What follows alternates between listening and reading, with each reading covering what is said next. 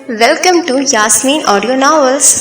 आज जो नावल हम आपकी समातों की नज़र करने वाले हैं उसका नाम है ज़मी ज़ात। एक ऐसी कहानी जो एबक और एलाफ की ज़िंदगी पर मुश्तमिल है। इसकी मुसन्निफ़ा है हिना कामरान, जबकि इस नावल को आपके लिए पढ़ा है सहरिश मुस्तफ़ा ने।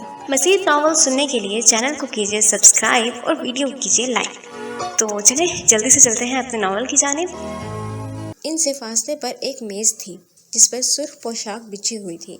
एक स्टैंड पर ऊपर नीचे 3 मोमबत्तियां जल रही थीं और गुलदान में सुर्ख रंग के गुलाब मौजूद थे और दूसरे में जामनी रंग के मॉर्निंग ग्लोरी।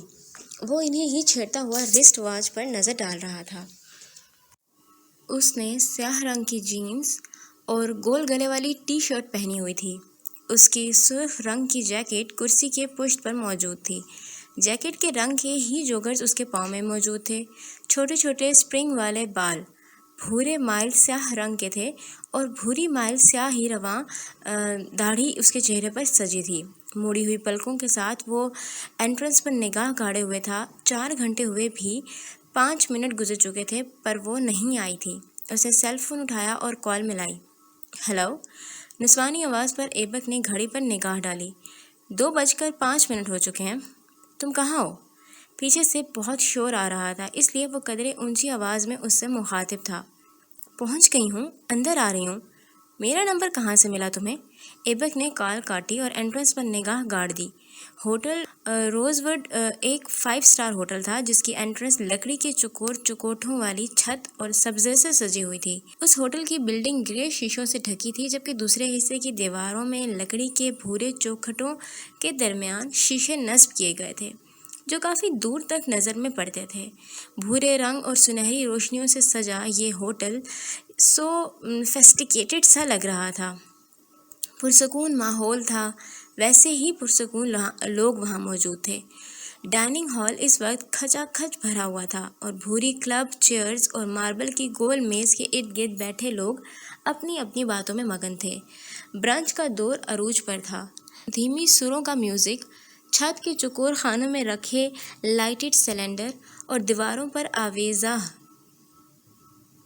इस इंसान को तक रही थीं जो बार बार कलाई में बंधी घड़ी पर नज़र डाल रहा था। शायद वो किसी का मुंतज़िर था। दफ़तन उसकी निगाह एंट्रेंस पर पड़ी, जहाँ से वो उसे वहाँ से अंदर आती हुई नज़र आई। उसने स्याह रंग का गाउन ज़ेबतन किया हुआ था जिसका गला भी बंद था और बाजू भी पूरे थे, लेकिन वो चुस्त था, इतना ज़्यादा चुस्त कि उसके जिस्म का एक एक हिस्सा खासा वाज़े हो रहा था।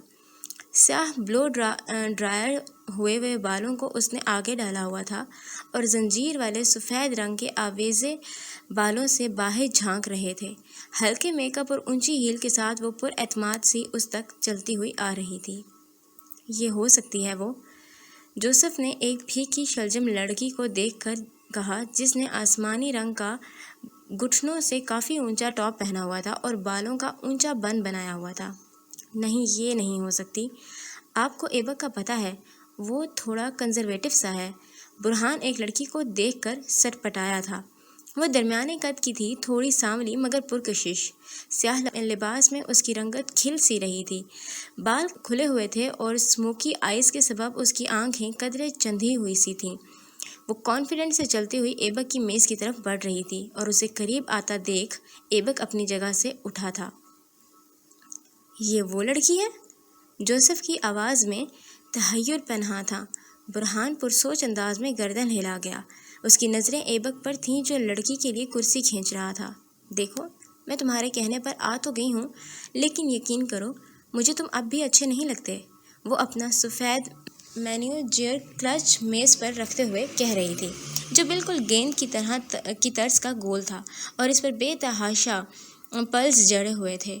इतने के फ़कत मोती ही नज़र आ रहे थे या फिर स्टल की गोल्डन अकड़ी हुई चेन जो इतनी लंबी थी कि बस वो इसे कलाई में अड़ा सकती थी।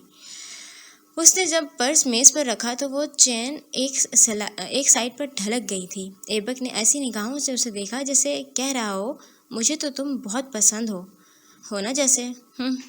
अगर ऐसी बात है तो इतना सच कर क्यों आई हो?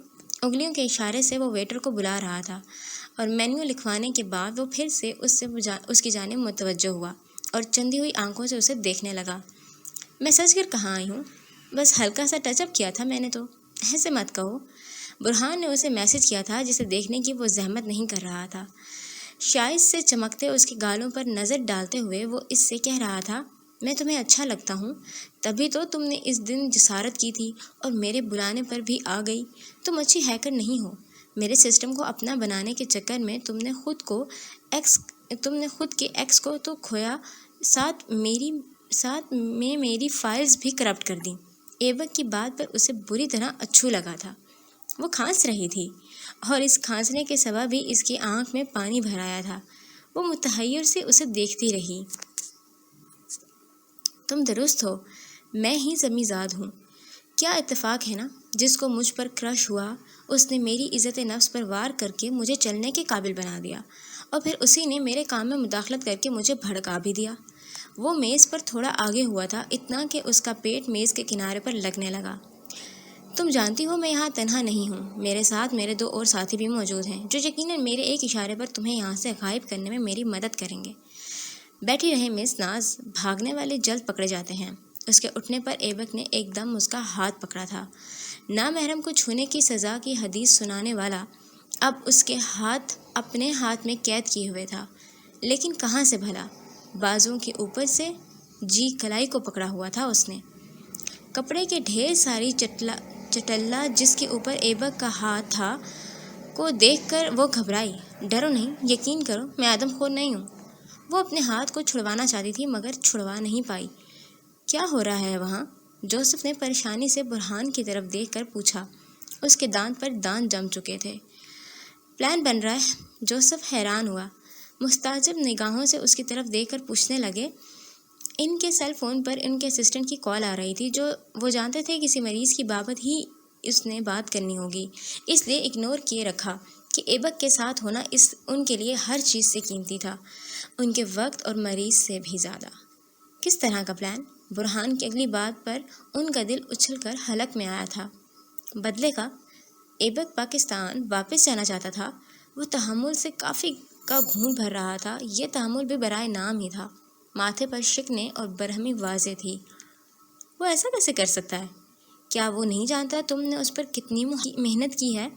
میں نے اسے بچوں کی طرح سنبھال کر ٹھیک کیا ہے۔ اس کی رال ٹپکتی تھی، وہ ہاتھ نہیں ہلا سکتا تھا۔ میری اولاد نہیں ہے، لیکن میں اور میری بیوی اسے بیٹوں کی طرح عزیز رکھتے ہیں، اور تم کہہ رہے ہو وہ پاکستان جانا چاہتا ہے؟ جوزف کی جذباتیت پر اس کے پاس کہنے کو کچھ نہیں تھا۔ دائیں ہاتھ پر موجود بینڈ پر وہ نگاہ ڈال گیا جو مدھر سا گیت فضا میں بکھیرے ہوئے تھا۔ یہ کون سا گیت تھا، کون سا ساز تھا، وہ نہیں جانتا تھا، بس اسے تو اپنا دل اب بھاری سا محسوس ہونے لگا تھا۔ اس نے میوزک کے بوجھ سے دبتے دل کا دھیان ایبک کی طرف مرکوز کیا جو حواس باختہ سی لڑکی کا ہاتھ تھامے بیٹھا تھا۔ برہان کو وہ وقت یاد آ گیا جب ایک فیمیل نرس نے اس کا ہاتھ تھاما تھا اور وہ بے طرح سے اشتعال میں آ گیا تھا۔ اسے سنبھالنا مشکل ہوا، جنون آسمان تک پہنچ گیا تھا۔ ایبک کو عورت فوبیا ہے۔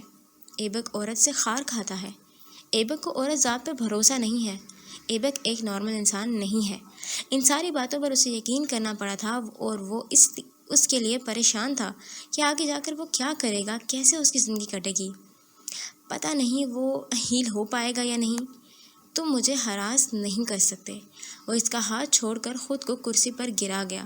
تھوڑی کو قدرے اوپر کر کے وہ جھکی آنکھوں سے اسے دیکھ کر بولا، ایکچولی تم درست ہو، میں ایسا نہیں کر سکتا کیونکہ میں ایسا کر چکا ہوں۔ وہ اس کا کلچ کھول کر اس میں سے موبائل نکال چکا تھا، اسے آن کر کے اس میں اپنا نمبر سیو کرتے ہوئے کہہ رہا تھا، تم مجھ سے رابطے میں رہو، 20 دن میرے ساتھ تعاون کرو، اس کے بعد تم آزاد ہو۔ ناز نے اپنا سیل فون اس کے ہاتھ سے جھپٹا، کلچ میں واپس رکھ کر اسے شاکی نگاہوں سے دیکھ رہی تھی۔ اور اگر میں ایسا نہ کروں تو؟ چھت پر لگے موٹے موٹے بلب زرد روشنی آس پاس بکھیر رہے تھے۔ اس کی مدھر گیت اور چمچوں کانٹوں کی آواز میں وہ جگہ مکمل طور پر گھری ہوئی تھی۔ چمکتے ٹائلز والے فرش پر اس کی پینسل ہیل مضبوطی سے جمی تھی۔ اس کی بات پر ایبک نے کوہنیاں میز پر ٹکا کر کرسی کو آگے گھسیٹا، چہرہ جھکا کر اس کی آنکھوں میں جھانکتے ہوئے بولا، تو پورا بیجنگ جان جائے گا بنی ایک لڑکی ہے۔ اس نے جان بوجھ کر مدھم اور بھاری آواز میں کہا تھا کہ کہنے کے بعد وہ کرسی کی پشت سے اپنے ریڈ جیکٹ اٹھا کر پہن رہا تھا۔ کون ہو تم؟ ایبک نے جیکٹ کو کالر سے جھٹک کر سر کو دائیں جانب پر ہلکا سا مارا اور لبوں پر مسکان تھی، آنکھوں میں انتقام۔ ناز کے ایک لمحے کو آنکھیں پھیلیں۔ اس کی آنکھوں میں جیکٹ کا سرخ رنگ رفتہ رفتہ کھل رہا تھا۔ وہ جانتی تھی یہ سرخ رنگ اس کے اندر خوف پھیلا رہا ہے، رفتہ رفتہ لیکن لگاتار۔ آسمان سے بوندیں سست روی میں زمین پر آ رہی تھیں، ہر بوند تھکان زدہ تھی، ہر قطرے میں سوز گھلا تھا اور ہر شے غمگین تھی، ہر شے یاس میں ڈوبی تھی۔ بادلوں سے ذرا نیچے آؤ، تیزی سے بارش کے قطرے کے ساتھ، جیسے سپیڈ میں شاٹ لیا جاتا ہے اور ایک دم کسی چیز پر روک لیا جاتا ہے، بالکل اسی طرح بوندوں کے ساتھ تیزی سے نیچے آؤ اور درختوں سے تھوڑے اوپر رک جاؤ۔ پتوں میں موجود خلا سے جھانکنے پر آپ کو ایک بینچ نظر آئے گا، سفید سنگی بینچ جو ایک وجود کا بھار سنبھالے بیٹھا تھا۔ اس پر بیٹھے انسان نے ایش گرے رنگ کی جینز اور جرسی والی ہڈ پہنی تھی۔ اس کے بازو کوہنیوں تک فولڈ تھے اور ہاتھ میں درخت کی سوکھی لمبی ٹہنی تھی جس میں وہ کچی زمین پر لائنیں کھینچ رہا تھا۔ ELAF۔ میں جاننا چاہتا ہوں اس کے ساتھ کیا ہوا۔ پورا یقین ہے وہ زندہ ہوگی۔ یہ اس کی سوچ تھی۔ وہ اسی سوچ کے ساتھ اس کے نام کے حرفوں کو موٹا کیے جا رہا تھا۔ ELAF۔ وہ ابھی ایف کو مکمل کرنے ہی والا تھا جب ایک گیند اس کی گود میں آ کر گری۔ اس نے نظر اٹھائی اور دھک سے رہ گیا۔ وہ جاویدہ اس کے سامنے کھڑی تھی، کھلا آسمانی رنگ کا چھوٹے چھوٹے پرنٹ والا ٹراؤزر اور ویسی ہی لمبی قمیض زیب تن کیے، شانوں پر پھیلا پیلا دوپٹہ اور کھلے بال۔ وہ مسکرا دیا، آنکھوں میں نمی تھی اور دل میں درد۔ تم ہمیشہ ہی ایسے دبکے بیٹھے رہتے ہو، اتنا اچھا موسم ہے، انجوائے کرو نا بارش کو۔ اس کے کھلے بالوں پر بارش کے چھوٹے چھوٹے قطروں ہیروں کی مانند گر رہے تھے، کھڑی ناک کے نیچے لب مسکراہٹ میں بھینچے تھے۔ تم جانتی ہو نا مجھے بارش نہیں پسند، ہولے سے بولا۔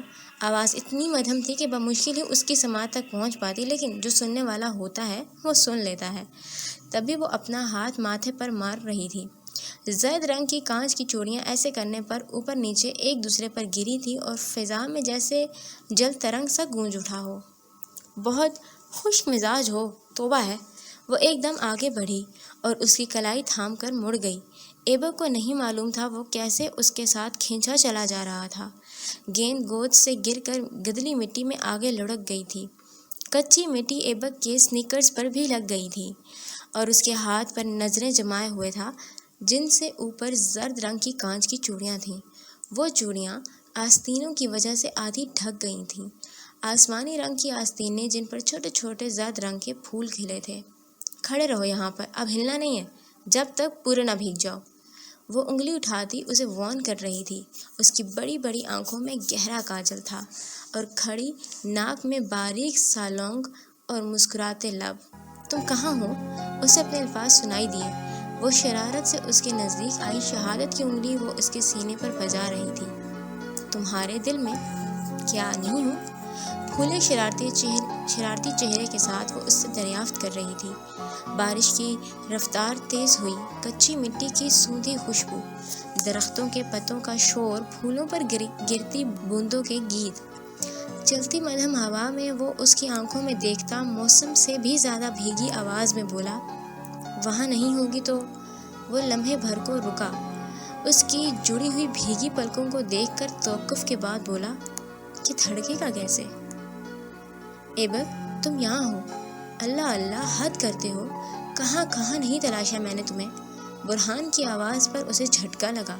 وہ چونکا، یہاں وہاں دیکھا تو خود کو تاہنوز بینچ پر بیٹھا ہوا پایا۔ وہاں کوئی نہیں تھا، وہ اور نہ گرد آلود گیند۔ فسوں مٹ گیا تھا، خواب تمام ہوا، دل ٹوٹ گیا اور تخیل کا انجام ہوا۔ کیا کر رہے تھے یہاں؟ برہان کے بیٹھنے پر اس نے زبردستی لبوں کو کھینچا۔ بارش ہو رہی تھی اور وہ بھی اس میں بھیگ چکا تھا۔ بس ایسے ہی سکون مل رہا تھا۔ تم بتاؤ یہاں کیسے؟ برہان نے اپنے بالوں کو ہاتھوں سے پیچھے کیا اور پھر گردن اس کی سمت موڑ کر بولا، تمہاری عمر کیا ہے؟ وہ اس کے سوال پر ہنس دیا۔ سردیوں کی بارش تھی، تبھی دونوں کے ہاتھ سرد پڑ چکے تھے۔ دوپہر کا عروج تھا، پھر بھی ہر سو شام کا منظر پھیلا ہوا تھا۔ وہ اسی شام سی دوپہر میں ہنستے ہوئے اس سے کہہ رہا تھا، یہ کیسا مذاق ہے؟ تم جانتے ہو میں 26 کا ہونے والا ہوں۔ برہان نے اس کے شانوں پر ہاتھ رکھا، اور میں 31 کا ہوں، لیکن مجھے ایسا کوئی غم نہیں ہے جو مجھے ان حالوں میں دھکیل دے جن میں تم ہو۔ میرے والدین، میری منگیتر مر گئی، لیکن مجھے صبر ہے۔ حقیقت کو قبول کرنے والا بندہ ہوں میں۔ ایبک، تم کیا ہو؟ اتنی سی عمر میں اتنے سارے غم، اتنے سارے درد۔ وہ اس کے شانے پر ہاتھ رکھتا ہوا کہہ رہا تھا، جس کی آنکھیں ایک بار پھر سے بنجر ہو گئی تھیں۔ بارش کی بوندوں کو ان آنکھوں کا بنجر پن بہت کھل رہا تھا، اس لیے انہوں نے اپنا رخ موڑ دیا کہ وہ اس اداسی کا بوجھ سہار نہیں پائیں گی۔ ہر کسی کی زندگی ایک سی نہیں ہوتی۔ برہان نے یکدم اس کی بات درمیان میں اچک لی۔ غم تو ایک ہی ہے نا؟ میں تو پہاڑوں پر نہیں گیا انہیں تباہ کرنے کے لیے کہ انہوں نے مجھ سے میری محبوب ہستیاں کیوں چھین لیں، کیونکہ ان میں ان کا قصور نہیں ہے۔ ایبک نے درشتی سے اس کا ہاتھ اپنے شانے سے جھٹکا۔ وہ چیختا ہوا اس سے دور ہوا تھا۔ تو کیا میری ماں کا قصور تھا جو وہ یوں بے دردی سے ماری گئی، یا میری بہن کا؟ میری بہن نے ان کی منتیں کی تھیں کہ وہ آ کر اسے بے موت مار دیں۔ وہ حلق کے بل چیخ رہا تھا اتنی زور سے کہ خراشیں پڑ گئی تھیں۔ رگیں صاف واضح تھیں۔ اس کے چیخنے پر گھونسلوں میں دبکے پرندے ڈر کے مارے فضا میں منتشر ہونے لگے تھے۔ انہوں نے میری چند قدم دور چل کر وہ واپس اسے قریب آیا، منہ اس کے منہ کے سامنے کر کے سینے پر انگلی ٹھونک کر کہا، میری محبت کو میری آنکھوں کے سامنے ختم کر دیا اور میں۔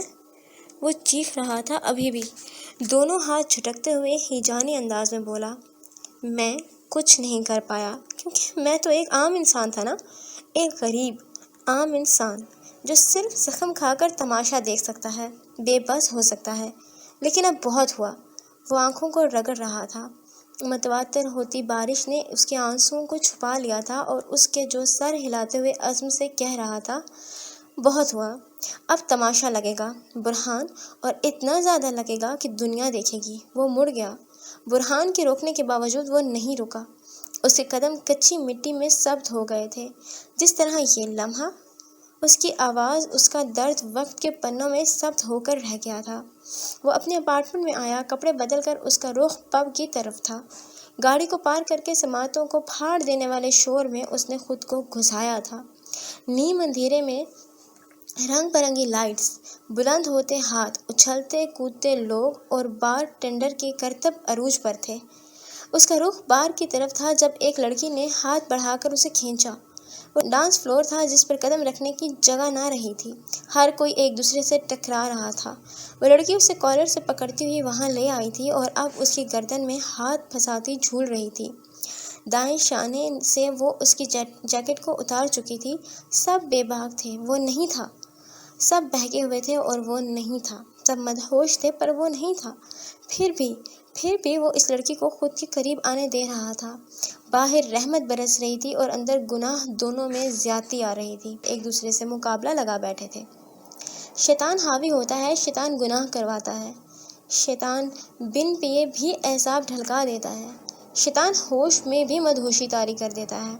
شیطان گناہ ہے، وہ خوشی سے گناہ کی جانب راغب کرتا ہے۔ ایبک کے ساتھ یہی سب تو ہو رہا تھا۔ وہ برا نہیں تھا، پر برائی کو خود پر چڑھا گیا تھا۔ نامحرم کو چھونے کی سزا والی حدیث یاد رکھنے والا آج پورے کا پورا خود کو کسی انجان کے سپرد کر رہا تھا۔ آج ایبک سلطان بہک رہا تھا۔ کون ادا، کون ایلاف، اسے کچھ یاد نہیں تھا۔ یاد تھا تو اپنا غم، فقط اپنی تکلیف۔ مگر یہ کیسا غم تھا، یہ کیسی تکلیف تھی جس میں وہ اپنی اخلاقیات، اپنی حدود، سب بھول گیا تھا۔ یہ پھر غم نہیں تھا بلکہ اس کی بزدلی تھی جس کے آگے وہ گھٹنے ٹیک چکا تھا۔ ہاں، ایبک سلطان بزدل تھا۔ ہاں، وہ بہت بہت زیادہ بزدل تھا۔ بار کے نزدیک بچھی رنگ برنگی کرسیوں پر ہاتھ میں سگریٹ تھامے وہ ناز ہی تھی جو ایبک کو بلونڈ بالوں والی لڑکی کے ساتھ دیکھ کر چونکی تھی۔ لڑکی کا لباس نازیبا تھا اور ایبک کا وہاں ہونا، وہ ایسا انسان نہیں تھا، یہ پہلی ملاقات میں اسے پتہ چل گیا تھا۔ یہ فلور، وہ لڑکی اور اس طرح کا بولڈ ڈانس اسے سوٹ نہیں کرتا تھا۔ وہ حواس میں نہیں تھا، تبھی اس لڑکی کو خود کے قریب آنے دے رہا تھا۔ کیا اس نے پی رکھی تھی؟ ناز جھٹکے سے کرسی سے نیچے اتری۔ سگریٹ کو بجھا کر وہ ڈسٹ بن میں پھینک چکی تھی۔ اس نے ایک نگاہ اپنے کپڑوں پر ڈالی۔ سفید جمپر سوٹ اس کے بدن پر تھا اور اس کے ساتھ اس نے سیاہ رنگ کی ستاروں سے بھری منی جیکٹ پہنی ہوئی تھی، جس کا ایک کندھا فیشن کے طور پر اس نے گرایا ہوا تھا اور بازو کوہنی تک فولڈ تھے اور ناخن سیاہ رنگ میں رنگے تھے۔ میرے ساتھ چلو گے؟ وہ لڑکی پوچھ رہی تھی۔ تیز ہپ ہاپ سانگ پر تھرکتے ہوئے ایبک کا سر اس بات میں ہل گیا۔ اس لڑکی کے بازو ابھی بھی ایبک کی گردن پر بندھے تھے۔ سپر، وہ سرشار سی کہہ رہی تھی۔ مجھے اسے روکنا چاہیے یا نہیں؟ وہ سوچ رہی تھی، پھر یک لخت ہی اس نے فیصلہ کر لیا۔ ناز کپڑے درست کرتی ڈانس فلور پر آئی۔ ایک دو لڑکے جو اس کی طرف بڑھے تھے کو دھکا دیتے ہوئے وہ ایبک کے سر پر پہنچی تھی، جس کی جیکٹ تقریباً پوری اتر کر اس کی کونیوں میں اٹک گئی تھی۔ وہ اس لڑکی کو پیچھے دھکیلتے ہوئے ان دونوں کے درمیان آئی۔ بلونڈ بالوں والی لڑکی اس افتادہ پر بو کھلا گئی تھی اور ایبک سٹ پٹایا معاف دماغ کے ساتھ وہ اس لڑکی کے سر کو دیکھ رہا تھا جو اس کے سامنے آ کھڑی ہوئی تھی، لیکن رخ اس بلونڈ بالوں والی لڑکی کی طرف ہی تھا۔ یہ میرے ساتھ ہے، اس نے اونچی آواز میں چیخ کر کہا، اور کانوں کو پھاڑ دینے والے میوزک میں اس کی آواز دب کر رہ گئی۔ بلونڈ بالوں والی لڑکی کا چہرہ اترا۔ اتنا ہینڈسم لڑکا اس کے ہاتھ سے نکل رہا تھا۔ اس سے پہلے کہ وہ کچھ کہتی، ناز ایبک کا بازو تھام کر اسے وہاں سے نکال کر لے گئی۔ وہ دونوں ساتھ باہر آئے۔ ایبک کی سب جیکٹ ابھی بھی کوہنیوں پر جھول رہی تھی۔ ناز اسے چھوڑتے ہوئے اس کے سامنے آئی اور ماتھے پر بل ڈالتے ہوئے باس پرس کرنے لگی۔ وہ کون تھی اور تم یہاں کیا کر رہے تھے؟ ایبک متحیر انداز میں اسے دیکھ رہا تھا۔ اس کا دماغ ابھی بھی غائب تھا۔ کچھ سوچتے ہوئے زمین کو تکا اور پھر اس پر نظر ڈالے کھڑا ہو گیا۔ مجھے تم درس پورے کپڑے پہننے پر دیتے ہو اور اپنے بارے میں کیا خیال ہے جس کے کپڑے پبلک میں ہی ہیں؟ وہ کچھ کہتے کہتے رکی تھی۔ ایبک کے ہاتھ سیدھے تھے، تبھی جیکٹ پھسل کر نیچے گر چکی تھی۔ وہ ابھی بھی اسے حیرانگی سے دیکھ رہا تھا، جیسے وہ کوئی انجان ہو، جیسے اس نے اسے نہ پہچانا ہو۔ بصارت دھندلی ہو اور سر چکرانے لگا تھا۔ اگر میں آج نہ ہوتی تو جانتے ہو کیا ہو جاتا؟ اسے کچھ سمجھ نہیں آ رہا تھا کہ لڑکی کیا کہہ رہی ہے۔ اس کی سماعت ساتھ چھوڑ رہی تھی، جیسے دماغ بند ہونے لگا تھا۔ اس کا بدن ڈھیلا ہوا، وہ بس گرنے ہی والا تھا۔ تمہارا کردار تو جاتا ہی، ساتھ میں وہ الفاظ بھی جاتے جن کی وجہ سے تھوڑی سی عزت تمہارے لیے میرے دل میں ہوئی تھی۔ حالانکہ یہ جاننے کے بعد کہ تم ہی زمیزاد ہو، میں تمہاری شکل بھی نہیں دیکھنا چاہتی تھی، مگر کیا کروں، نہیں روک پائی خود کو۔ وہ کیا بول رہی ہے، اسے کچھ سمجھ نہیں آ رہا تھا۔ وہ کون ہے ایبک پہچان بھی نہیں پا رہا تھا۔ یہ کنڈیشن اس کے ساتھ اسی طرح کرتی تھی۔ اگر ابھی سامنے برہان بھی ہوتا تو وہ اسے بھی پہچاننے سے انکاری ہو جاتا، جس طرح ناز کو ہوا تھا۔ یا میں جو سب کہہ رہی ہوں فضول کہہ رہی ہوں؟ تم اپنی مرضی سے ہی اس کے ساتھ تھے؟ اس نے وقفہ لے لیا۔ ایبک نے کچھ نہیں کہا۔ اس کا وجود بہت ڈھیلا ہو گیا تھا، اتنا کہ اب ٹانگیں کھڑے ہونے سے قاصر تھیں۔ ہاں، میں درست ہوں۔ تم ڈرنک نہیں ہو اور اس لڑکی کے ساتھ بھی نہیں ہونا۔ اس کی بات درمیان میں ہی رہ گئی۔ وجہ ایبک کا گرنا تھا۔ وہ گھٹنوں کے بل زمین پر گرا تھا اور ناز پھٹی آنکھوں کے ساتھ اسے زمین بوس ہوتے دیکھ رہی تھی۔ بارش ہنوز برس رہی تھی۔ نم زمین پر ایبک سلطان اوندھے منہ گرا ہوا تھا۔ اس کے ساتھ ہی اس کی جیکٹ بھی پڑی تھی اور بارش کے قطرے زمین پر سے اچھل کر اس کی ناک پر گر رہے تھے، لیکن وہ ہوش و حواس سے بیگانہ بے سدھ پڑا تھا۔ کوئی حس نہیں تھی، کوئی غم نہیں، کوئی ملال نہیں۔ میں نے اس کی دکھتی رگ کو چھیڑ دیا، غلطی ہو گئی مجھ سے۔ وہاں سے کافی دور ایک گھر کے سیکنڈ فلور پر مرر وال سے ایک لڑکا بیٹھا ہوا نظر آ رہا تھا۔ اس کی آنکھوں میں پشیمانی کے رنگ تھے اور دونوں ہاتھ باہم پھنس کر ہونٹوں پر جمے تھے۔ وہ صرف ایک حادثہ تھا، اسے بھول جاؤ۔ ساتھ کرسی پر ایک اور مرد بھی بیٹھا ہوا تھا، گرے مائل سفید بالوں والا، جو اس لڑکے کے ہاتھ پر ہاتھ رکھ رہا تھا۔ دونوں کی کرسیوں کی پشت اونچی تھی اور اس پر گولڈن سٹیل کا بارڈر لگا ہوا تھا۔ کرسیاں سفید رنگ کی تھیں۔ برہان نے گردن کو اس بات میں ہلایا۔ Welcome to Yasmin audio novels. آج جو ناول ہم آپ کی سماعتوں کی نظر کرنے والے ہیں اس کا نام ہے زمیزاد۔ ایک ایسی کہانی جو ایبک اور ایلاف کی زندگی پر مشتمل ہے۔ اس کی مصنفہ ہیں ہنا کامران، جبکہ اس ناول کو آپ کے لیے پڑھا ہے سحرش مصطفیٰ نے۔ مزید ناول سننے کے لیے چینل کو کیجیے سبسکرائب اور ویڈیو کیجیے لائک۔ تو چلیں جلدی سے چلتے ہیں اپنے ناول کی جانب۔ ان سے فاصلے پر ایک میز تھی جس پر سرخ پوشاک بچھی ہوئی تھی۔ ایک سٹینڈ پر اوپر نیچے 3 موم بتیاں جل رہی تھیں اور گلدان میں سرخ رنگ کے گلاب موجود تھے اور دوسرے میں جامنی رنگ کے مارننگ گلوری۔ وہ انہیں ہی چھیڑتا ہوا رسٹ واچ پر نظر ڈال رہا تھا۔ اس نے سیاہ رنگ کی جینز اور گول گلے والی ٹی شرٹ پہنی ہوئی تھی۔ اس کی سرخ رنگ کی جیکٹ کرسی کے پشت پر موجود تھی۔ جیکٹ کے رنگ کے ہی جوگرز اس کے پاؤں میں موجود تھے۔ چھوٹے چھوٹے سپرنگ والے بال بھورے مائل سیاہ رنگ کے تھے اور بھوری مائل سیاہ ہی رواں داڑھی اس کے چہرے پر سجی تھی۔ مڑی ہوئی پلکوں کے ساتھ وہ انٹرنس پر نگاہ گاڑے ہوئے تھا۔ 4 گھنٹے ہوئے بھی 5 منٹ گزر چکے تھے پر وہ نہیں آئی تھی۔ اس نے سیل فون اٹھایا اور کال ملائی۔ ہیلو، نسوانی آواز پر ایبک نے گھڑی پر نگاہ ڈالی۔ 2:05 ہو چکے ہیں۔ تم کہاں ہو؟ پیچھے سے بہت شور آ رہا تھا، اس لیے وہ قدرے اونچی آواز میں اس سے مخاطب تھا۔ پہنچ گئی ہوں، اندر آ رہی ہوں۔ میرا نمبر کہاں سے ملا تمہیں؟ ایبک نے کال کاٹی اور انٹرنس پر نگاہ گاڑ دی۔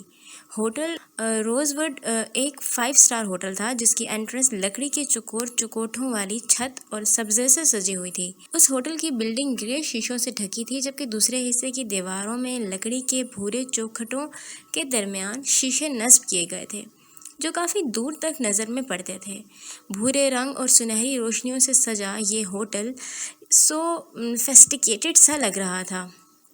پرسکون ماحول تھا، ویسے ہی پرسکون لوگ وہاں موجود تھے۔ ڈائننگ ہال اس وقت کھچا کھچ بھرا ہوا تھا اور بھوری کلب چیئرز اور ماربل کی گول میز کے ارد گرد بیٹھے لوگ اپنی اپنی باتوں میں مگن تھے۔ برنچ کا دور عروج پر تھا۔ دھیمی سروں کا میوزک، چھت کے چکور خانوں میں رکھے لائٹڈ سلنڈر اور دیواروں پر آویزاں اس انسان کو تک رہی تھیں جو بار بار کلائی میں بندھی گھڑی پر نظر ڈال رہا تھا۔ شاید وہ کسی کا منتظر تھا۔ دفتن اس کی نگاہ انٹرنس پر پڑی جہاں سے وہ اسے وہاں سے اندر آتی ہوئی نظر آئی۔ اس نے سیاہ رنگ کا گاؤن زیب تن کیا ہوا تھا جس کا گلا بھی بند تھا اور بازو بھی پورے تھے، لیکن وہ چست تھا، اتنا زیادہ چست کہ اس کے جسم کا ایک ایک حصہ خاصا واضح ہو رہا تھا۔ سیاہ بلو ڈرائر ہوئے بالوں کو اس نے آگے ڈالا ہوا تھا اور زنجیر والے سفید رنگ کے آویزے بالوں سے باہر جھانک رہے تھے۔ ہلکے میک اپ اور اونچی ہیل کے ساتھ وہ پر اعتماد سی اس تک چلتی ہوئی آ رہی تھی۔ یہ ہو سکتی ہے وہ، جوزف نے ایک پھیکی شلجم لڑکی کو دیکھ کر کہا جس نے آسمانی رنگ کا گھٹنوں سے کافی اونچا ٹاپ پہنا ہوا تھا اور بالوں کا اونچا بن بنایا ہوا تھا۔ نہیں، یہ نہیں ہو سکتی۔ آپ کو ایبک کا پتہ ہے، وہ تھوڑا کنزرویٹو سا ہے۔ برہان ایک لڑکی کو دیکھ کر سٹپٹایا تھا۔ وہ درمیانے قد کی تھی، تھوڑی سانولی مگر پرکشش۔ سیاہ لباس میں اس کی رنگت کھل سی رہی تھی۔ بال کھلے ہوئے تھے اور اسموکی آئز کے سبب اس کی آنکھیں قدرے چندھی ہوئی سی تھیں۔ وہ کانفیڈنٹ سے چلتی ہوئی ایبک کی میز کی طرف بڑھ رہی تھی اور اسے قریب آتا دیکھ ایبک اپنی جگہ سے اٹھا تھا۔ یہ وہ لڑکی ہے؟ جوزف کی آواز میں تحیر پنہاں تھا۔ برہان پرسوچ انداز میں گردن ہلا گیا۔ اس کی نظریں ایبک پر تھیں جو لڑکی کے لیے کرسی کھینچ رہا تھا۔ دیکھو، میں تمہارے کہنے پر آ تو گئی ہوں، لیکن یقین کرو مجھے تم اب بھی اچھے نہیں لگتے۔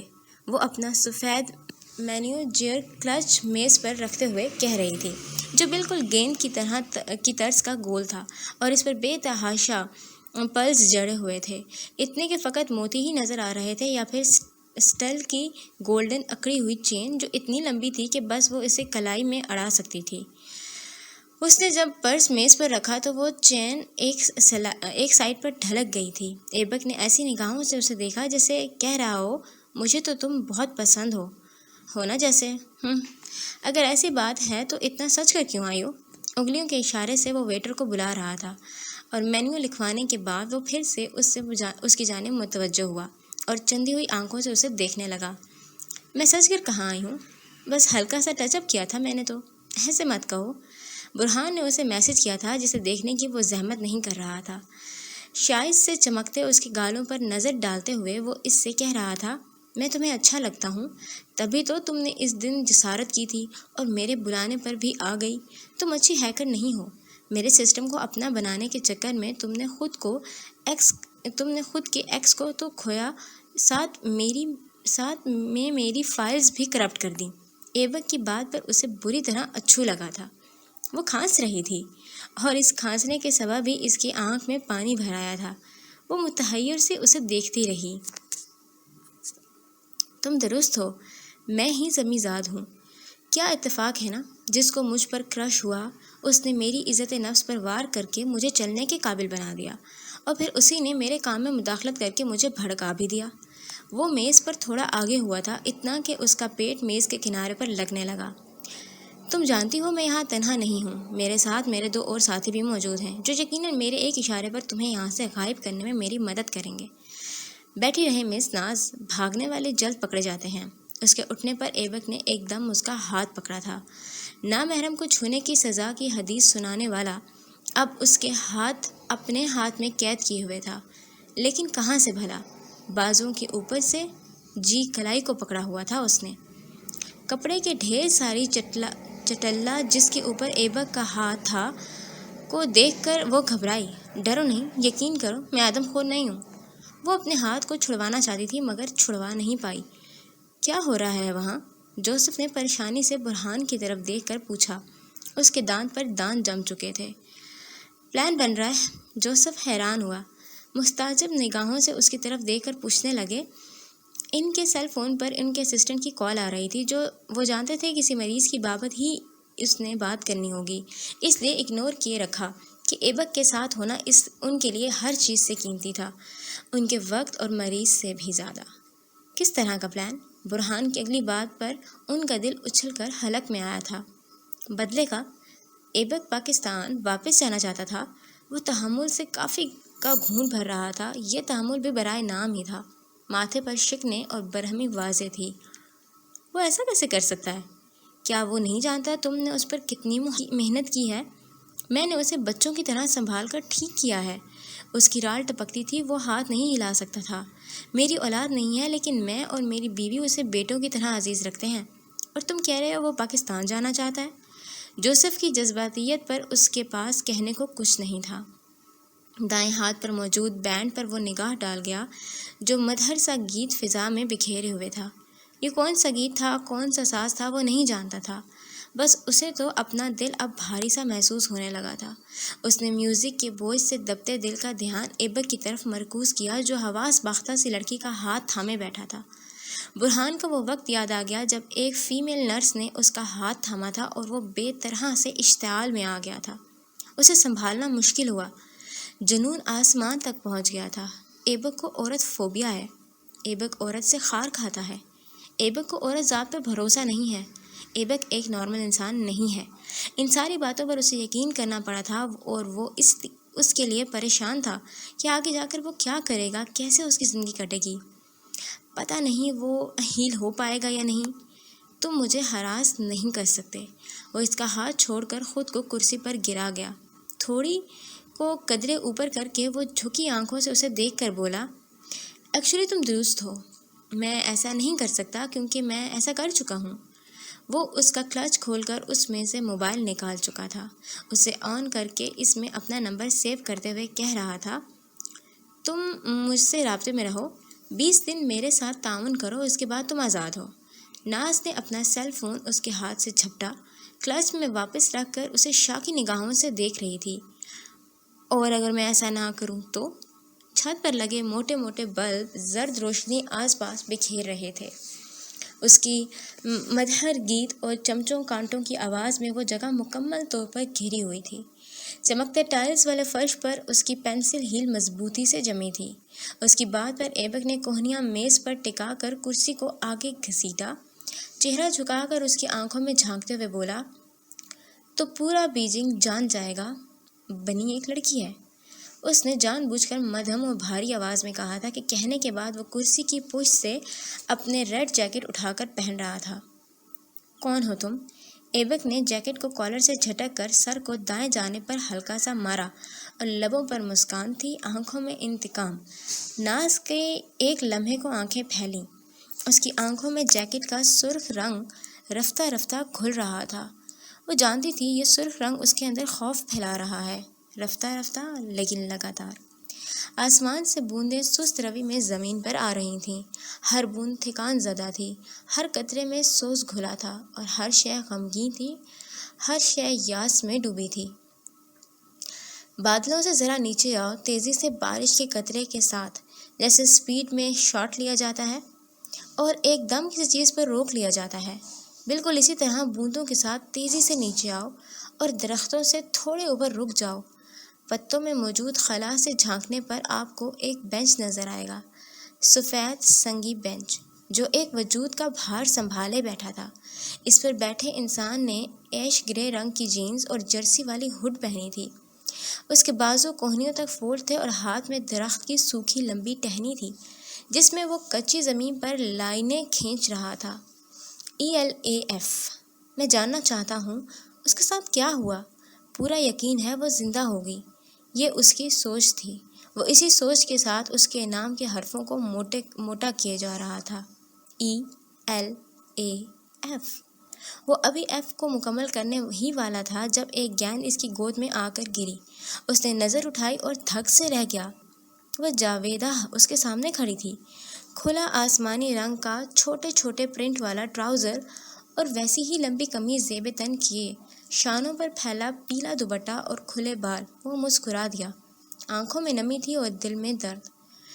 تم ہمیشہ ہی ایسے دبکے بیٹھے رہتے ہو، اتنا اچھا موسم ہے، انجوائے کرو نا بارش کو۔ اس کے کھلے بالوں پر بارش کے چھوٹے چھوٹے قطروں ہیروں کی مانند گر رہے تھے، کھڑی ناک کے نیچے لب مسکراہٹ میں بھینچے تھے۔ تم جانتی ہو نا مجھے بارش نہیں پسند، ہولے سے بولا۔ آواز اتنی مدھم تھی کہ بمشکل ہی اس کی سماعت تک پہنچ پاتی، لیکن جو سننے والا ہوتا ہے وہ سن لیتا ہے۔ تبھی وہ اپنا ہاتھ ماتھے پر مار رہی تھی۔ زرد رنگ کی کانچ کی چوڑیاں ایسے کرنے پر اوپر نیچے ایک دوسرے پر گری تھی اور فضا میں جیسے جل ترنگ سا گونج اٹھا ہو۔ بہت خشک مزاج ہو، توبہ ہے۔ وہ ایک دم آگے بڑھی اور اس کی کلائی تھام کر مڑ گئی۔ ایبک کو نہیں معلوم تھا وہ کیسے اس کے ساتھ کھینچا چلا جا رہا تھا۔ گیند گود سے گر کر گدلی مٹی میں آگے لڑک گئی تھی۔ کچی مٹی ایبک کے سنیکرز پر بھی لگ گئی تھی اور اس کے ہاتھ پر نظریں جمائے ہوئے تھا جن سے اوپر زرد رنگ کی کانچ کی چوڑیاں تھیں۔ وہ چوڑیاں آستینوں کی وجہ سے آدھی ڈھک گئی تھیں، آسمانی رنگ کی آستینیں جن پر چھوٹے چھوٹے زرد رنگ کے پھول کھلے تھے۔ کھڑے رہو یہاں پر، اب ہلنا نہیں ہے جب تک پورے نہ بھیگ جاؤ۔ وہ انگلی اٹھاتی اسے وارن کر رہی تھی۔ اس کی بڑی بڑی آنکھوں میں گہرا کاجل تھا اور کھڑی ناک میں باریک سا لونگ اور مسکراتے لب۔ تم کہاں ہو؟ اسے اپنے الفاظ سنائی دیے۔ وہ شرارت سے اس کے نزدیک آئی، شہادت کی انگلی وہ اس کے سینے پر بجا رہی تھی۔ تمہارے دل میں کیا نہیں ہوں؟ پھولے شرارتی چہرے کے ساتھ وہ اس سے دریافت کر رہی تھی۔ بارش کی رفتار تیز ہوئی، کچی مٹی کی سوندھی خوشبو، درختوں کے پتوں کا شور، پھولوں پر گرتی بوندوں کے گیت۔ چلتی مدھم ہوا میں وہ اس کی آنکھوں میں دیکھتا موسم سے بھی زیادہ بھیگی آواز میں بولا، وہاں نہیں ہوگی تو؟ وہ لمحے بھر کو رکا، اس کی جڑی ہوئی بھیگی پلکوں کو دیکھ کر توقف کے بعد بولا، یہ دھڑکے گا کیسے؟ ایبک تم یہاں ہو، اللہ اللہ حد کرتے ہو، کہاں کہاں نہیں تلاشا میں نے تمہیں۔ برہان کی آواز پر اسے جھٹکا لگا۔ وہ چونکا، یہاں وہاں دیکھا تو خود کو تاہنوز بینچ پر بیٹھا ہوا پایا۔ وہاں کوئی نہیں تھا، وہ اور نہ گرد آلود گیند۔ فسوں مٹ گیا تھا، خواب تمام ہوا، دل ٹوٹ گیا اور تخیل کا انجام ہوا۔ کیا کر رہے تھے یہاں؟ برہان کے بیٹھنے پر اس نے زبردستی لبوں کو کھینچا۔ بارش ہو رہی تھی اور وہ بھی اس میں بھیگ چکا تھا۔ بس ایسے ہی سکون مل رہا تھا۔ تم بتاؤ یہاں کیسے؟ برہان نے اپنے بالوں کو ہاتھوں سے پیچھے کیا اور پھر گردن اس کی سمت موڑ کر بولا، تمہاری عمر کیا ہے؟ وہ اس کے سوال پر ہنس دیا۔ سردیوں کی بارش تھی، تبھی دونوں کے ہاتھ سرد پڑ چکے تھے۔ دوپہر کا عروج تھا، پھر بھی ہر سو شام کا منظر پھیلا ہوا تھا۔ وہ اسی شام سی دوپہر میں ہنستے ہوئے اس سے کہہ رہا تھا، یہ کیسا مذاق ہے؟ تم جانتے ہو میں 26 کا ہونے والا ہوں۔ برہان نے اس کے شانوں پر ہاتھ رکھا، اور میں 31 کا ہوں، لیکن مجھے ایسا کوئی غم نہیں ہے جو مجھے ان حالوں میں دھکیل دے جن میں تم ہو۔ میرے والدین، میری منگیتر مر گئی، لیکن مجھے صبر ہے۔ حقیقت کو قبول کرنے والا بندہ ہوں میں۔ ایبک، تم کیا ہو؟ اتنی سی عمر میں اتنے سارے غم، اتنے سارے درد۔ وہ اس کے شانے پر ہاتھ رکھتا ہوا کہہ رہا تھا، جس کی آنکھیں ایک بار پھر سے بنجر ہو گئی تھیں۔ بارش کی بوندوں کو ان آنکھوں کا بنجر پن بہت کھل رہا تھا، اس لیے انہوں نے اپنا رخ موڑ دیا کہ وہ اس اداسی کا بوجھ سہار نہیں پائیں گی۔ ہر کسی کی زندگی ایک سی نہیں ہوتی۔ برہان نے یکدم اس کی بات درمیان میں اچک لی۔ غم تو ایک ہی ہے نا؟ میں تو پہاڑوں پر نہیں گیا انہیں تباہ کرنے کے لیے کہ انہوں نے مجھ سے میری محبوب ہستیاں کیوں چھین لیں، کیونکہ ان میں ان کا قصور نہیں ہے۔ ایبک نے درشتی سے اس کا ہاتھ اپنے شانے سے جھٹکا۔ وہ چیختا ہوا اس سے دور ہوا تھا۔ تو کیا میری ماں کا قصور تھا جو وہ یوں بے دردی سے ماری گئی، یا میری بہن کا؟ میری بہن نے ان کی منتیں کی تھیں کہ وہ آ کر اسے بے موت مار دیں۔ وہ حلق کے بل چیخ رہا تھا اتنی زور سے کہ خراشیں پڑ گئی تھیں۔ رگیں صاف واضح تھیں۔ اس کے چیخنے پر گھونسلوں میں دبکے پرندے ڈر کے مارے فضا میں منتشر ہونے لگے تھے۔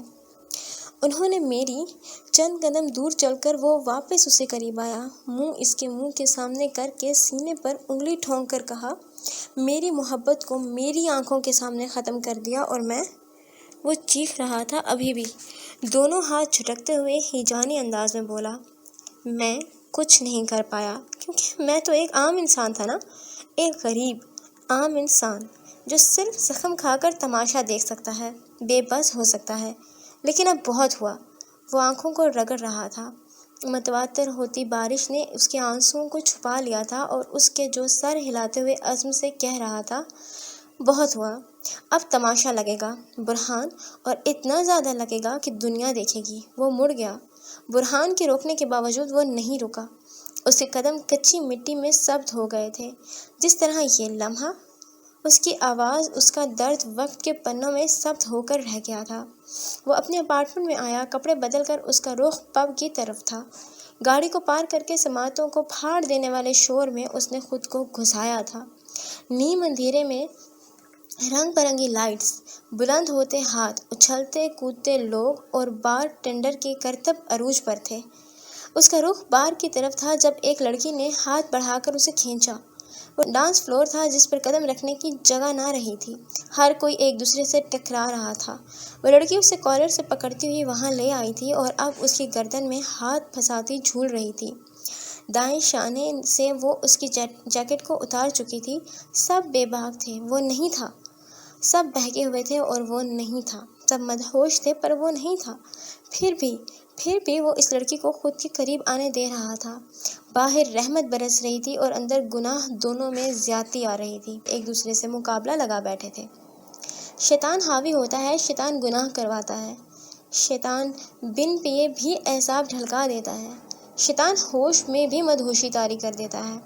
شیطان گناہ ہے، وہ خوشی سے گناہ کی جانب راغب کرتا ہے۔ ایبک کے ساتھ یہی سب تو ہو رہا تھا۔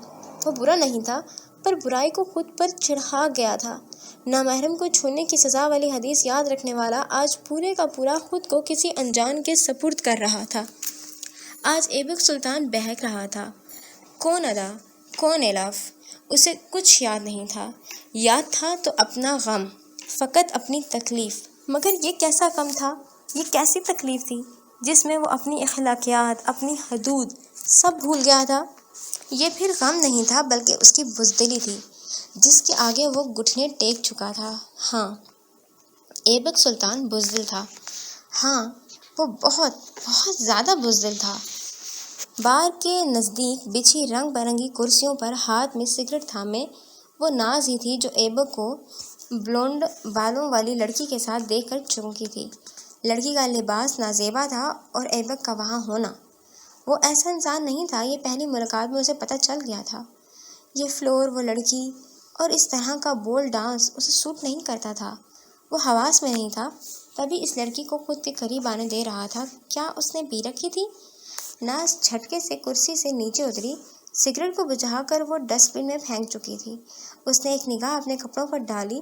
سفید جمپر سوٹ اس کے بدن پر تھا اور اس کے ساتھ اس نے سیاہ رنگ کی ستاروں سے بھری منی جیکٹ پہنی ہوئی تھی، جس کا ایک کندھا فیشن کے طور پر اس نے گرایا ہوا تھا اور بازو کوہنی تک فولڈ تھے اور ناخن سیاہ رنگ میں رنگے تھے۔ میرے ساتھ چلو گے؟ وہ لڑکی پوچھ رہی تھی۔ تیز ہپ ہاپ سانگ پر تھرکتے ہوئے ایبک کا سر اس بات میں ہل گیا۔ اس لڑکی کے بازو ابھی بھی ایبک کی گردن پر بندھے تھے۔ سپر، وہ سرشار سی کہہ رہی تھی۔ مجھے اسے روکنا چاہیے یا نہیں؟ وہ سوچ رہی تھی، پھر یک لخت ہی اس نے فیصلہ کر لیا۔ ناز کپڑے درست کرتی ڈانس فلور پر آئی۔ ایک دو لڑکے جو اس کی طرف بڑھے تھے کو دھکا دیتے ہوئے وہ ایبک کے سر پر پہنچی تھی، جس کی جیکٹ تقریباً پوری اتر کر اس کی کونیوں میں اٹک گئی تھی۔ وہ اس لڑکی کو پیچھے دھکیلتے ہوئے ان دونوں کے درمیان آئی۔ بلونڈ بالوں والی لڑکی اس افتادہ پر بو کھلا گئی تھی اور ایبک سٹ پٹایا معاف دماغ کے ساتھ وہ اس لڑکی کے سر کو دیکھ رہا تھا جو اس کے سامنے آ کھڑی ہوئی تھی، لیکن رخ اس بلونڈ بالوں والی لڑکی کی طرف ہی تھا۔ یہ میرے ساتھ ہے، اس نے اونچی آواز میں چیخ کر کہا اور کانوں کو پھاڑ دینے والے میوزک میں اس کی آواز دب کر رہ گئی۔ بلونڈ بالوں والی لڑکی کا چہرہ اترا۔ اتنا ہینڈسم لڑکا اس کے ہاتھ سے نکل رہا تھا۔ اس سے پہلے کہ وہ کچھ کہتی، ناز ایبک کا بازو تھام کر اسے وہاں سے نکال کر لے گئی۔ وہ دونوں ساتھ باہر آئے۔ ایبک کی سب جیکٹ ابھی بھی کوہنیوں پر جھول رہی تھی۔ ناز اسے چھوڑتے ہوئے اس کے سامنے آئی اور ماتھے پر بل ڈالتے ہوئے باس برس کرنے لگی۔ وہ کون تھی اور تم یہاں کیا کر رہے تھے؟ ایبک متحیر انداز میں اسے دیکھ رہا تھا۔ اس کا دماغ ابھی بھی غائب تھا۔ کچھ سوچتے ہوئے زمین کو تکا اور پھر اس پر نظر ڈالے کھڑا ہو گیا۔ مجھے تم درس پورے کپڑے پہننے پر دیتے ہو اور اپنے بارے میں کیا خیال ہے جس کے کپڑے پبلک میں ہی ہیں؟ وہ کچھ کہتے کہتے رکی تھی۔ ایبک کے ہاتھ سیدھے تھے، تبھی جیکٹ پھسل کر نیچے گر چکی تھی۔ وہ ابھی بھی اسے حیرانگی سے دیکھ رہا تھا، جیسے وہ کوئی انجان ہو، جیسے اس نے اسے نہ پہچانا ہو۔ بصارت دھندلی ہو اور سر چکرانے لگا تھا۔ اگر میں آج نہ ہوتی تو جانتے ہو کیا ہو جاتا؟ اسے کچھ سمجھ نہیں آ رہا تھا کہ لڑکی کیا کہہ رہی ہے۔ اس کی سماعت ساتھ چھوڑ رہی تھی، جیسے دماغ بند ہونے لگا تھا۔ اس کا بدن ڈھیلا ہوا، وہ بس گرنے ہی والا تھا۔ تمہارا کردار تو جاتا ہی، ساتھ میں وہ الفاظ بھی جاتے جن کی وجہ سے تھوڑی سی عزت تمہارے لیے میرے دل میں ہوئی تھی۔ حالانکہ یہ جاننے کے بعد کہ تم ہی زمیزاد ہو، میں تمہاری شکل بھی نہیں دیکھنا چاہتی تھی، مگر کیا کروں، نہیں روک پائی خود کو۔ وہ کیا بول رہی ہے، اسے کچھ سمجھ نہیں آ رہا تھا۔ وہ کون ہے ایبک پہچان بھی نہیں پا رہا تھا۔ یہ کنڈیشن اس کے ساتھ اسی طرح کرتی تھی۔ اگر ابھی سامنے برہان بھی ہوتا تو وہ اسے بھی پہچاننے سے انکاری ہو جاتا، جس طرح ناز کو ہوا تھا۔ یا میں جو سب کہہ رہی ہوں فضول کہہ رہی ہوں؟ تم اپنی مرضی سے ہی اس کے ساتھ تھے؟ اس نے وقفہ لے لیا۔ ایبک نے کچھ نہیں کہا۔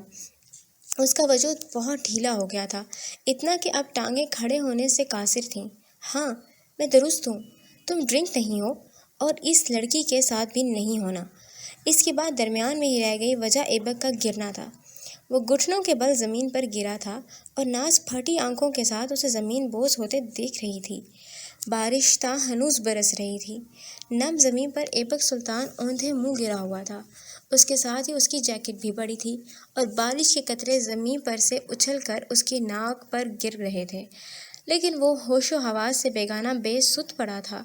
کوئی حس نہیں تھی، کوئی غم نہیں، کوئی ملال نہیں۔ میں نے اس کی دکھتی رگ کو چھیڑ دیا، غلطی ہو گئی مجھ سے۔ وہاں سے کافی دور ایک گھر کے سیکنڈ فلور پر مرر وال سے ایک لڑکا بیٹھا ہوا نظر آ رہا تھا۔ اس کی آنکھوں میں پشیمانی کے رنگ تھے اور دونوں ہاتھ باہم پھنس کر ہونٹوں پر جمے تھے۔ وہ صرف ایک حادثہ تھا، اسے بھول جاؤ۔ ساتھ کرسی پر ایک اور مرد بھی بیٹھا ہوا تھا، گرے مائل سفید بالوں والا، جو اس لڑکے کے ہاتھ پر ہاتھ رکھ رہا تھا۔ دونوں کی کرسیوں کی پشت اونچی تھی اور اس پر گولڈن سٹیل کا بارڈر لگا ہوا تھا۔ کرسیاں سفید رنگ کی تھیں۔ برہان نے گردن کو اس بات میں ہلایا۔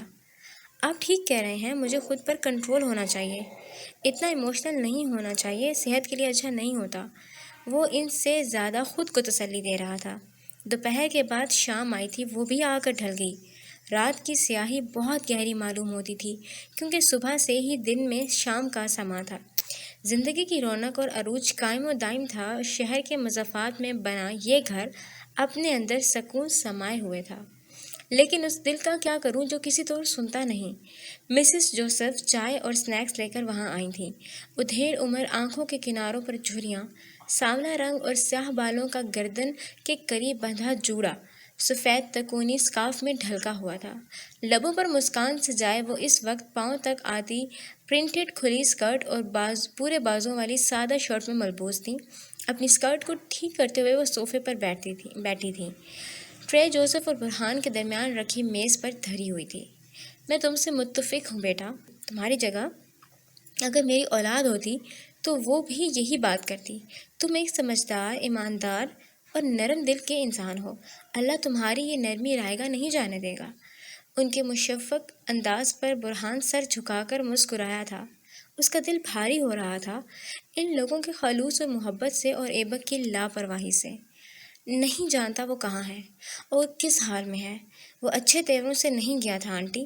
مسز جوزف نے چائے بنا کر اسے پیش کی اور برہان نے پلکیں اٹھا کر گرائیں اور طلب نہ ہونے کے باوجود ان کے ہاتھ سے کپ تھام لیا۔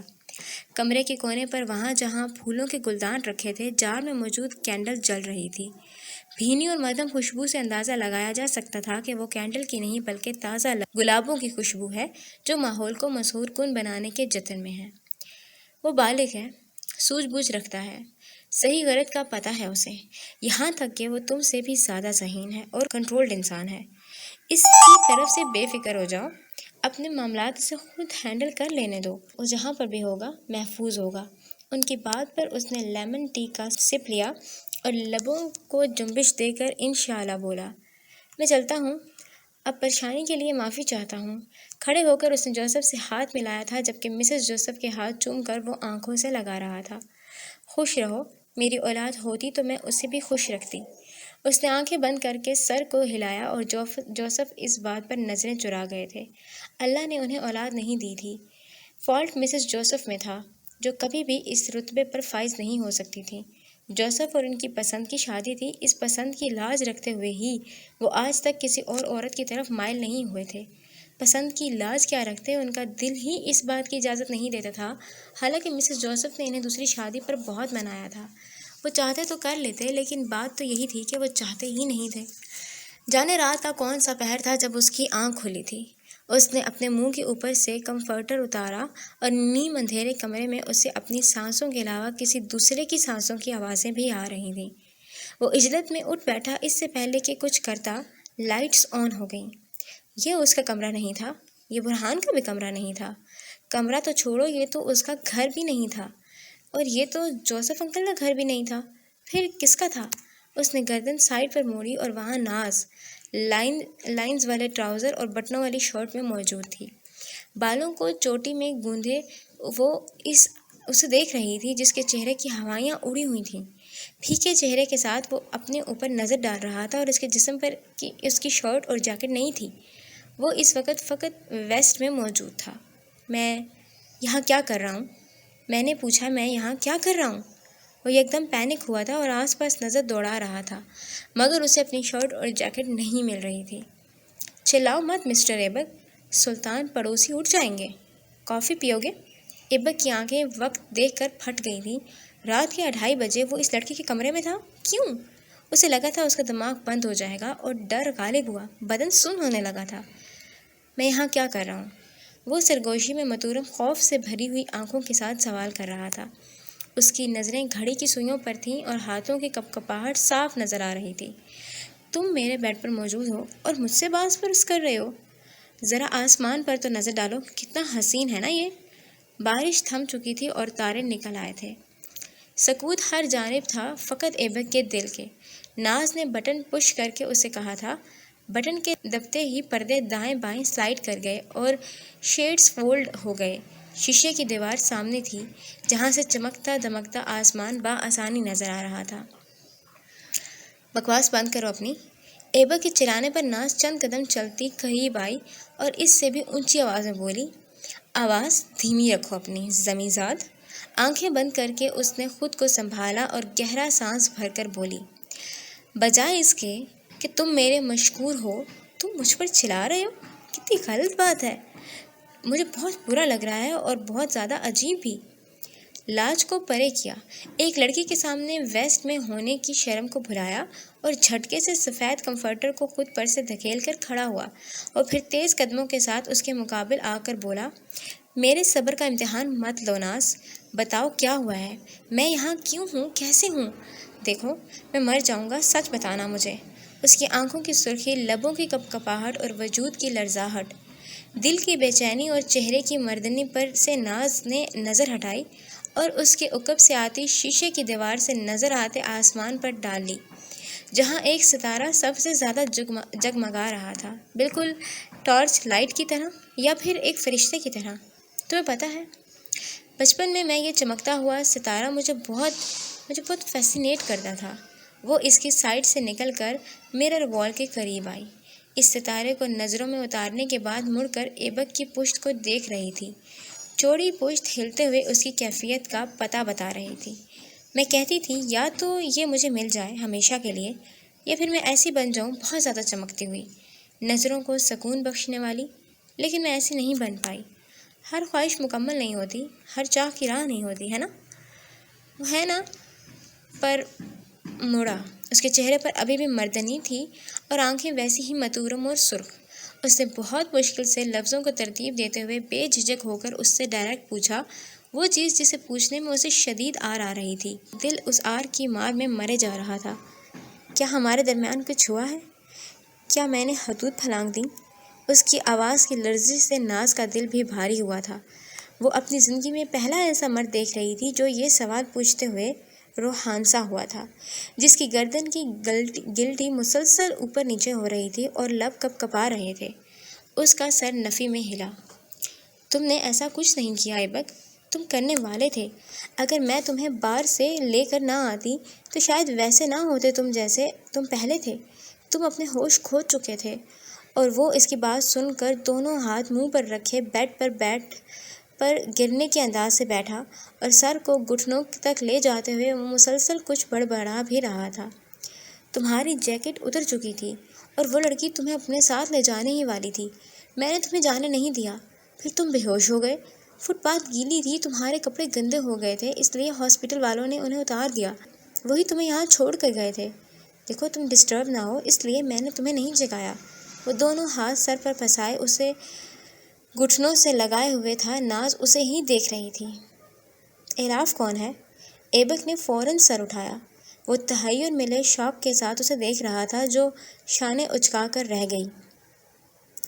یہ صرف اس لیے پوچھا ہے کہ تم غنودگی میں یہ نام لے رہے تھے۔ تم نے کہا تھا تم فکس ہو، کیا اسی کے ساتھ ہو؟ میری شرٹ کہاں ہے؟ بھاری آواز کے ساتھ وہ دریافت کر رہا تھا اور ناز اسے دیکھتی رہ گئی۔ لانڈری کے لیے گئی ہوئی ہے۔ وہ کھڑے ہوتے ہوئے اپنے جوتے ٹٹول رہا تھا جب ناز کی آواز اس کی سماعت سے ٹکرائی۔ تم صبح جا سکتے ہو، یوں بھی رات بہت زیادہ ہو گئی ہے۔ ایبک نے فٹافٹ شوز پہنے اور کسی بات کا جواب دیے بنا اس کے گھر سے نکل آیا۔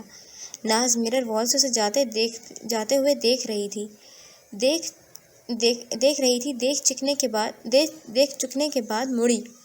چند قدم چل کر اس نے دیوار پر لگا بٹن پش کر دیا۔ شیڈز پھر سے گرنے لگے تھے۔ سیاہ بنیان میں ملبوس ایبک اس کے گھر کی حدود سے باہر نکل گیا تھا۔ باہر جما دینے والی سردی تھی۔ ایسا اس لیے تھا کیونکہ سردیوں کی آمد تھی۔ لگاتار ہوتی بارش نے ٹمپریچر پر خاصا اثر ڈالا تھا، مگر وہ ہر قسم کے احساس سے آری گیلی سڑک پر چلے جا رہا تھا۔ اس کے دماغ میں فلیش بیکس ہو رہے تھے۔ اس کا برہان کے ساتھ جھگڑا کر بار میں آنا، پھر لڑکی کی پیشکش اور اس کی حامی۔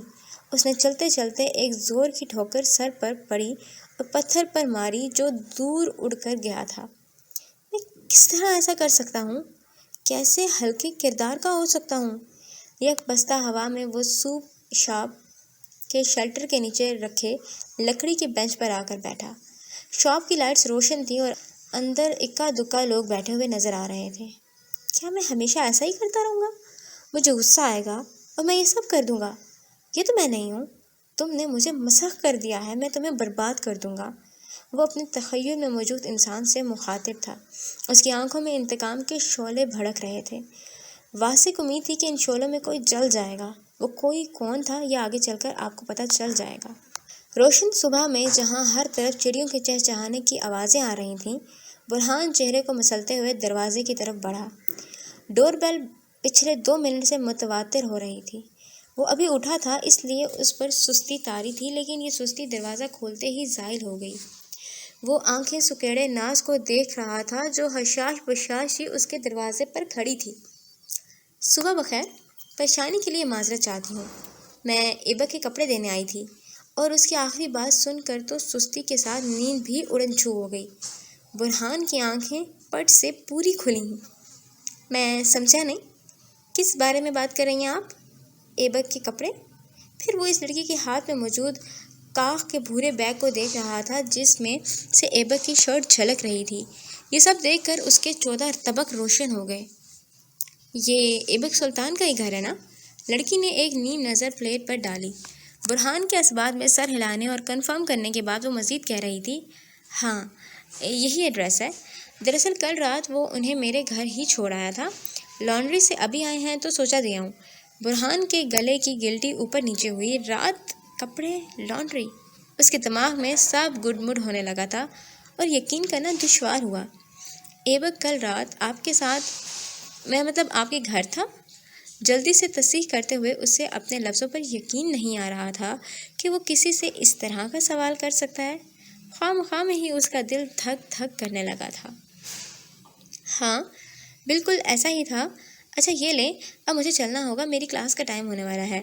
اس کے ہاتھ سے بیگ پکڑ کر وہ دروازہ بند کر کے اندر آیا اور تیزی سے اس میں سے کپڑے نکالنے لگا۔ ناممکن، وہ دونوں چیزیں ایبک کی ہی تھیں، برہان کے کمرے کی اور جوزف کا نمبر ملایا اس نے۔ سب منو ان ان کے گوش گزار کر دیا اور کچھ دیر بعد وہاں موجود تھے وہ اپنی حیرت کا اظہار کر رہے تھے۔ ناقابل یقین بات، میں نے کہا یہ ناقابل یقین بات ہے، ایبک ایسا نہیں کر سکتا۔ وہ کیوں کسی لڑکی کے گھر میں اپنے کپڑے چھوڑے گا، بلکہ وہ کیوں کسی لڑکی کے گھر جائے گا؟ آخر کیوں؟ برہان مسلسل ان کے سامنے یہاں سے وہاں ٹہل رہا تھا اور میز پر بیگ اور ایبک کے کپڑے رکھے تھے جنہوں نے دونوں کو ہی پریشان کر دیا تھا۔ وہ وہاں جا چکا ہے انکل۔ وہ وہاں جا کر یکدم رکتے ہوئے برہان ان سے مخاطب ہوا تھا۔ تھوڑی دیر رکا اور پھر بات وہیں سے جوڑی۔ پتہ نہیں کیا کر کے آیا ہے، مجھے یقین نہیں آتا کہ ایبک یہ سب کر سکتا ہے۔ کیسے؟ وہ پھر سے ٹہلنا شروع ہو چکا تھا۔ اس کے 10 بجے کی میٹنگ ہے، وہ یہ بھول گیا تھا۔ جوزف نے ہاسپٹل جانا ہے، وہ فراموش کر گئے تھے۔ آج کا ہاٹ ٹاپک ایبک کی حرکت تھا جس نے دونوں کے ہی چھکے چھڑا دیے تھے۔ مجھے معلوم ہوتا تو میں کبھی بھی اپنے بچے کو ڈیٹ کے لیے کنونس نہیں کرتا۔ میں تو اس کی زندگی میں خوشیوں کی روح پھونکنا چاہتا تھا۔ مجھے کیا معلوم تھا کہ وہ بے راہ روی اختیار کر لے گا۔ میں کیا جواب دوں گا اللہ کو؟ میں کیا جواب دوں گا اپنی بیوی کو؟ اسے تو یقین نہیں آئے گا کہ اس کا ایبک یہ سب کر چکا ہے۔ وہ کیسے یقین کرے گی؟ کیسے؟ وہ پینک ہو رہے تھے اور برہان انہیں درمیان میں ٹوک دیا۔ انکل پلیز حوصلہ رکھیں، کچھ کرتے ہیں۔ تمہارا دل صحیح اس لیے پریشان تھا۔ تمہارے دل کا گھبرانا جائز تھا۔ نیند کے خمار سے بھرپور بکھرے والے بالوں والے ایبک برہان کے کمرے کے دروازے میں نمودار ہوا۔ کس کا دل کس کے لیے گھبرا رہا ہے؟ اس کے نیند سی بوجھل آواز نے دونوں کو کرنٹ کھا کر اس کی طرف مڑنے پر مجبور کیا۔ وہ دونوں اس کے حلیے پر غور کر رہے تھے اور کینچی، چپل، شارٹس اور بنیان، ستا ہوا چہرہ، نیند کے خمار سے بوجھل اور سرخ آنکھیں اور بکھرے ہوئے سپرنگ بال۔ خیریت ہے؟ یہ میرا ایکس رے کیوں کیا جا رہا ہے؟ وہ شانے اچکاتے ہوئے ان دونوں سے پوچھ رہا تھا اور دفتن اس کی نظر اپنے کپڑوں پر پڑی اور وہ اندر چلا گیا۔ ناز آئی تھی کیا؟ اس کے سوال پر جوزف اور برہان نے نظروں کا تبادلہ کیا۔ یعنی کہ وہ اب دھڑلے سے اس لڑکی کا نام ان دونوں کے سامنے لے گا؟ شاباش ایبک بچے، شاباش۔ مجھے لگا نہیں تھا وہ اتنی صبح آ جائے گی۔ اپنی شرٹ اور جیکٹ کو لے کر وہ ان کے سنے بنا وہاں سے چلا گیا۔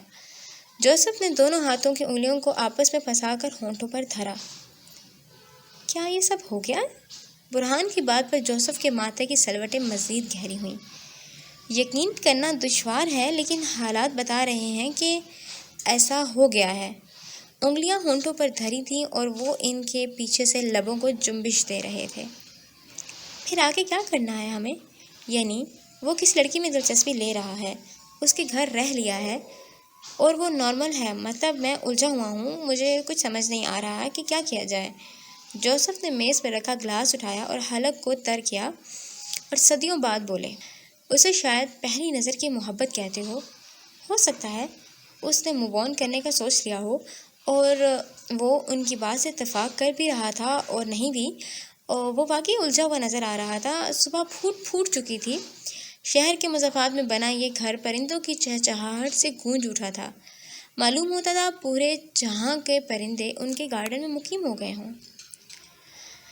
اللہ اس کے حال پر رحم کرے۔ دروازے پر ہوتی ناک پر دونوں نے اس سمت دیکھا۔ وہ ان کی نظروں کے سامنے تیار کھڑا تھا۔ کافی رنگ کی جینز، گرے ٹی شرٹ اور اس پر موجود سبز جیکٹ، یہ وہی جیکٹ تھی جو ابھی ناز دے کر گئی تھی۔ اس نے جیکٹ کے رنگ کے ہی شیڈز آنکھوں پر لگائے ہوئے تھے اور صبح کے 7 بجے کی اس تیاری دونوں کے لیے حیران کن تھی، کیونکہ وہ دیر سے اٹھنے کا عادی تھا۔ رات بھر کمپیوٹر کے ساتھ مغز ماری کرنا اور دن میں اسی مغز کو آرام پہنچانا اس کے شیڈول کا اہم حصہ تھا۔ بہت ہی کم ایسا ہوتا تھا کہ وہ صبح اتنی جلدی اٹھ جائے۔ میں ناز سے ملنے جا رہا ہوں، لیٹ ہو جاؤں گا، پریشان نہیں ہونا۔ وہ دونوں ایک بار پھر سے نظروں کا تبادلہ کر رہے تھے۔ ایبک اچنبھے سے انہیں دیکھتے ہوئے ٹوکری میں سے سیب اٹھا گیا۔ بائٹ لینے کے بعد وہاں سے جاتے ہوئے وہ ان دونوں کو دیکھ رہا تھا جن کی نظریں آج بدلی بدلی سی لگ رہی تھیں۔ اس نے شانے اچکائے اور شان بے نیازی سے وہاں سے چلا گیا۔ یعنی رات میں دل نہیں بھرا موصوف کا، جو ابھی چلے گئے اور آنے کا بھی تیز سے کہہ رہے ہیں۔ کمال ہے۔ یہ جوزف تھے جو حد درجہ سنجیدہ نظر آ رہے تھے۔ چڑیوں کی تیز چہچہاہٹ میں برہان کی آواز دب سی رہی تھی۔ میں تو اس بات پر حیران ہوں کہ وہ کتنی آسانی سے کہہ گیا کہ ناز سے ملنے جا رہا ہے۔ مطلب اب کوئی پردہ بھی نہیں ہے، وہ بدل گیا ہے۔ عجیب ہے۔ اور جس کے بارے میں باتیں ہو رہی تھیں وہ سیب کی بائٹس لیتے ہوئے یونیورسٹی کے آگے آ کر رکا، ہاتھوں کو جھاڑ کر ٹیشو سے صاف کیا اور ایک نمبر ملا کر فون کو کان سے لگا لیا۔ ہاں نازیہ، میں ہوں ایبک۔ اگر کوئی ضروری لیکچر نہیں ہے تو باہر آ جاؤ، میں انتظار کر رہا ہوں۔ فون بند کر کے وہ اسٹیئرنگ پر انگلیاں چلا رہا تھا جب اسے دونوں شانوں پر بیگ ڈالتی ہوئی ناز نظر آئی۔ اس نے 2 اونچی پونیاں بنائی ہوئی تھیں۔ ہلکے سبز رنگ کا ٹراؤزر تھا جس کے پائچوں میں لاسٹک ڈالا تھا، اور سفید ٹی شرٹ پر اس نے ٹراؤزر کے رنگ کی ہی جیکٹ پہنی ہوئی تھی، اور چنگم چباتے ہوئے وہ اسے دیکھ کر مسکرائی جو اسٹیئرنگ پر انگلیاں بجا رہا تھا۔ واٹ اے سرپرائز، وہ اس کی کار میں بیٹھتی ہوئی کہہ رہی تھی۔ سیٹ بیلٹ لگانے کے بعد وہ اسے دیکھ رہی تھی جو کار سٹارٹ کر چکا تھا۔ مجھے تم سے کچھ باتیں کرنی تھی، سوچا یہی مناسب وقت ہے، اس لیے چلا آیا۔ وہ اسے دیکھ کر مسکرائی جس کا چہرہ پتھر کی طرح اسپاٹ تھا۔ اس نے ایک خیال کے آنے پر سر جھٹک دیا۔ وضاحت کے بغیر بھی ہم بات کر سکتے ہیں۔ آج صبح روشن ہے، کوئی بادل بھی نہیں ہے، سب صاف ہے۔ وہ ایک کیفے کے باہر کو کار روک چکا تھا۔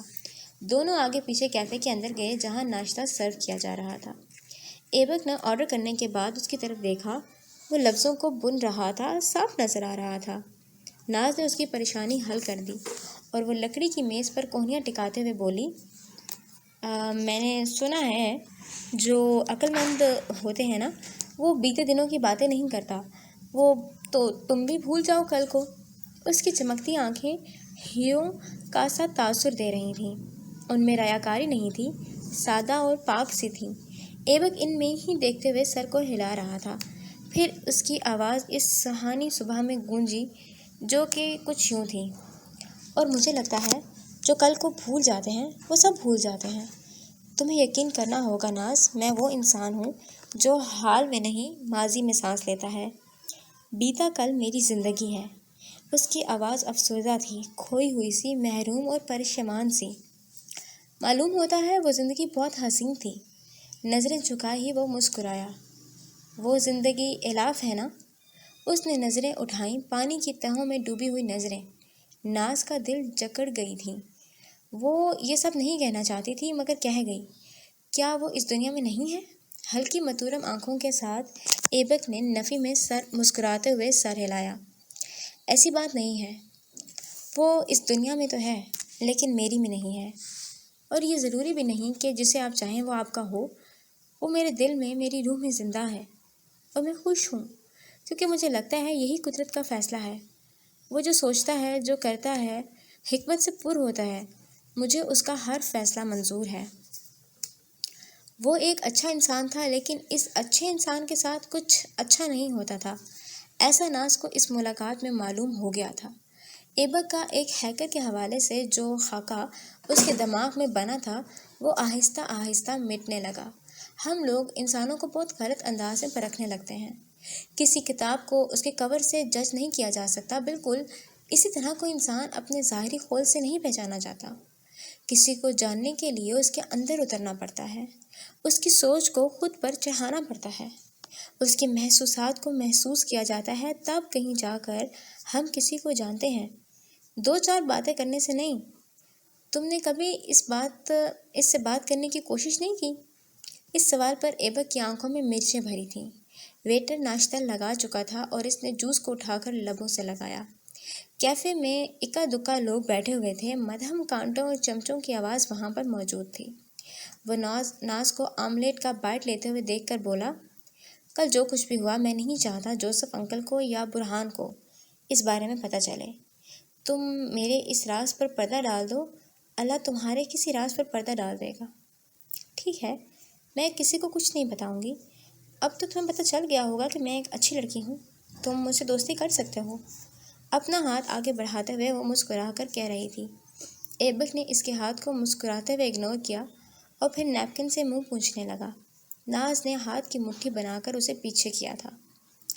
جہاں وہ کیفے میں بیٹھا ناز کے ساتھ ناشتہ کر رہا تھا، وہیں برہان نے کھانے کو ہاتھ تک نہیں لگایا تھا۔ جوزف اور وہ آج ساتھ تھے، وجہ ایبک ہی تھا، جو صبح کا نکلا شام میں بھی نہیں لوٹا تھا۔ سہانی صبح کا سورج غروب ہونے کے مقام پر آ پہنچا اور پرندے اپنے اپنے آشیانوں کی جانب محو پرواز ہوئے۔ بادلوں نے ایک بار پھر سے بیجنگ کو اپنی لپیٹ میں لے لیا تھا، لیکن یہ وہ بادل نہیں تھے جو برستے ہیں، یہ تو بس سایہ کیے ہوئے کھڑے تھے۔ کب تک ایسے کھڑے رہو گے؟ جوزف کی آواز پر اس نے رخ ان کی جانب موڑا۔ وہ فرینچ ونڈو کے سامنے کھڑا تھا جو لان میں کھلتی تھی۔ وہاں سے مین گیٹ بھی بآسانی نظر آتا تھا، جس پر برہان کی نظریں پچھلے 3 گھنٹوں سے مرکوز تھیں۔ مجھے لگا تھا میں اس لڑکے کا علاج کرواؤں گا، جب وہ ٹھیک ہو جائے گا تو واپس اپنی دنیا میں مگن ہو جاؤں گا۔ یہ اس پر منحصر ہوگا، وہ جہاں بھی رہنا چاہے، میں اس سے کانٹیکٹ میں نہیں رہوں گا، کیونکہ میں اپنا کام کر چکا ہوں گا۔ وہ انہیں دیکھتا کہہ رہا تھا، پریشان تھا، تبھی پریشانی اس کے لفظوں میں گھلی تھی۔ پر میں یہ نہیں جانتا تھا کہ اس کے ساتھ دل جوڑ بیٹھوں گا۔ وہ ایک لمحے کو بھی نظروں سے اوجھل ہو جائے گا تو بے چینی ہونے لگتی ہے مجھے۔ کسی قسم کا دوراہا ہے یہ، جس میں پھنس چکا ہوں۔ جوزف اٹھ کر اس کے پاس آئے، شانے پر ہاتھ رکھا اور تسلی آمیز انداز میں گویا ہوئے، تم اس کے ساتھ تبھی بندھ گئے تھے جب تم نے اسے کچرے کے ڈھیر سے اٹھایا تھا۔ تمہارا دل صاف ہے اور اس میں تمہارے بھائی کی طرح آ بسا ہے وہ، یا پھر بھائی لفظ استعمال نہیں کرتے، اولاد کہہ لیتے ہیں، تو تم اسے بچوں کی طرح عزیز رکھتے ہو۔ وہ ان کی بات پر خاموش رہا تھا، آنکھوں میں اداسی گھل گئی تھی۔ اس اداسی کو چھپانے کی غرض سے اس نے سر کو جھکایا اور جھکی ہوئی آواز کے ساتھ بولا، اسے بدلہ لینا ہے۔ میں جانتا ہوں اس سب کا انجام موت ہے۔ جن لوگوں سے وہ ٹکر لینے کی سوچ رہا ہے وہ کوئی عام لوگ نہیں ہیں، ان کے پاس پاور اور پیسہ ہے۔ ایبک کے پاس کیا ہے؟ فقط بدلے کی آگ کے۔ ہم ایسے نہیں ہیں کہ ان سے لڑ سکیں۔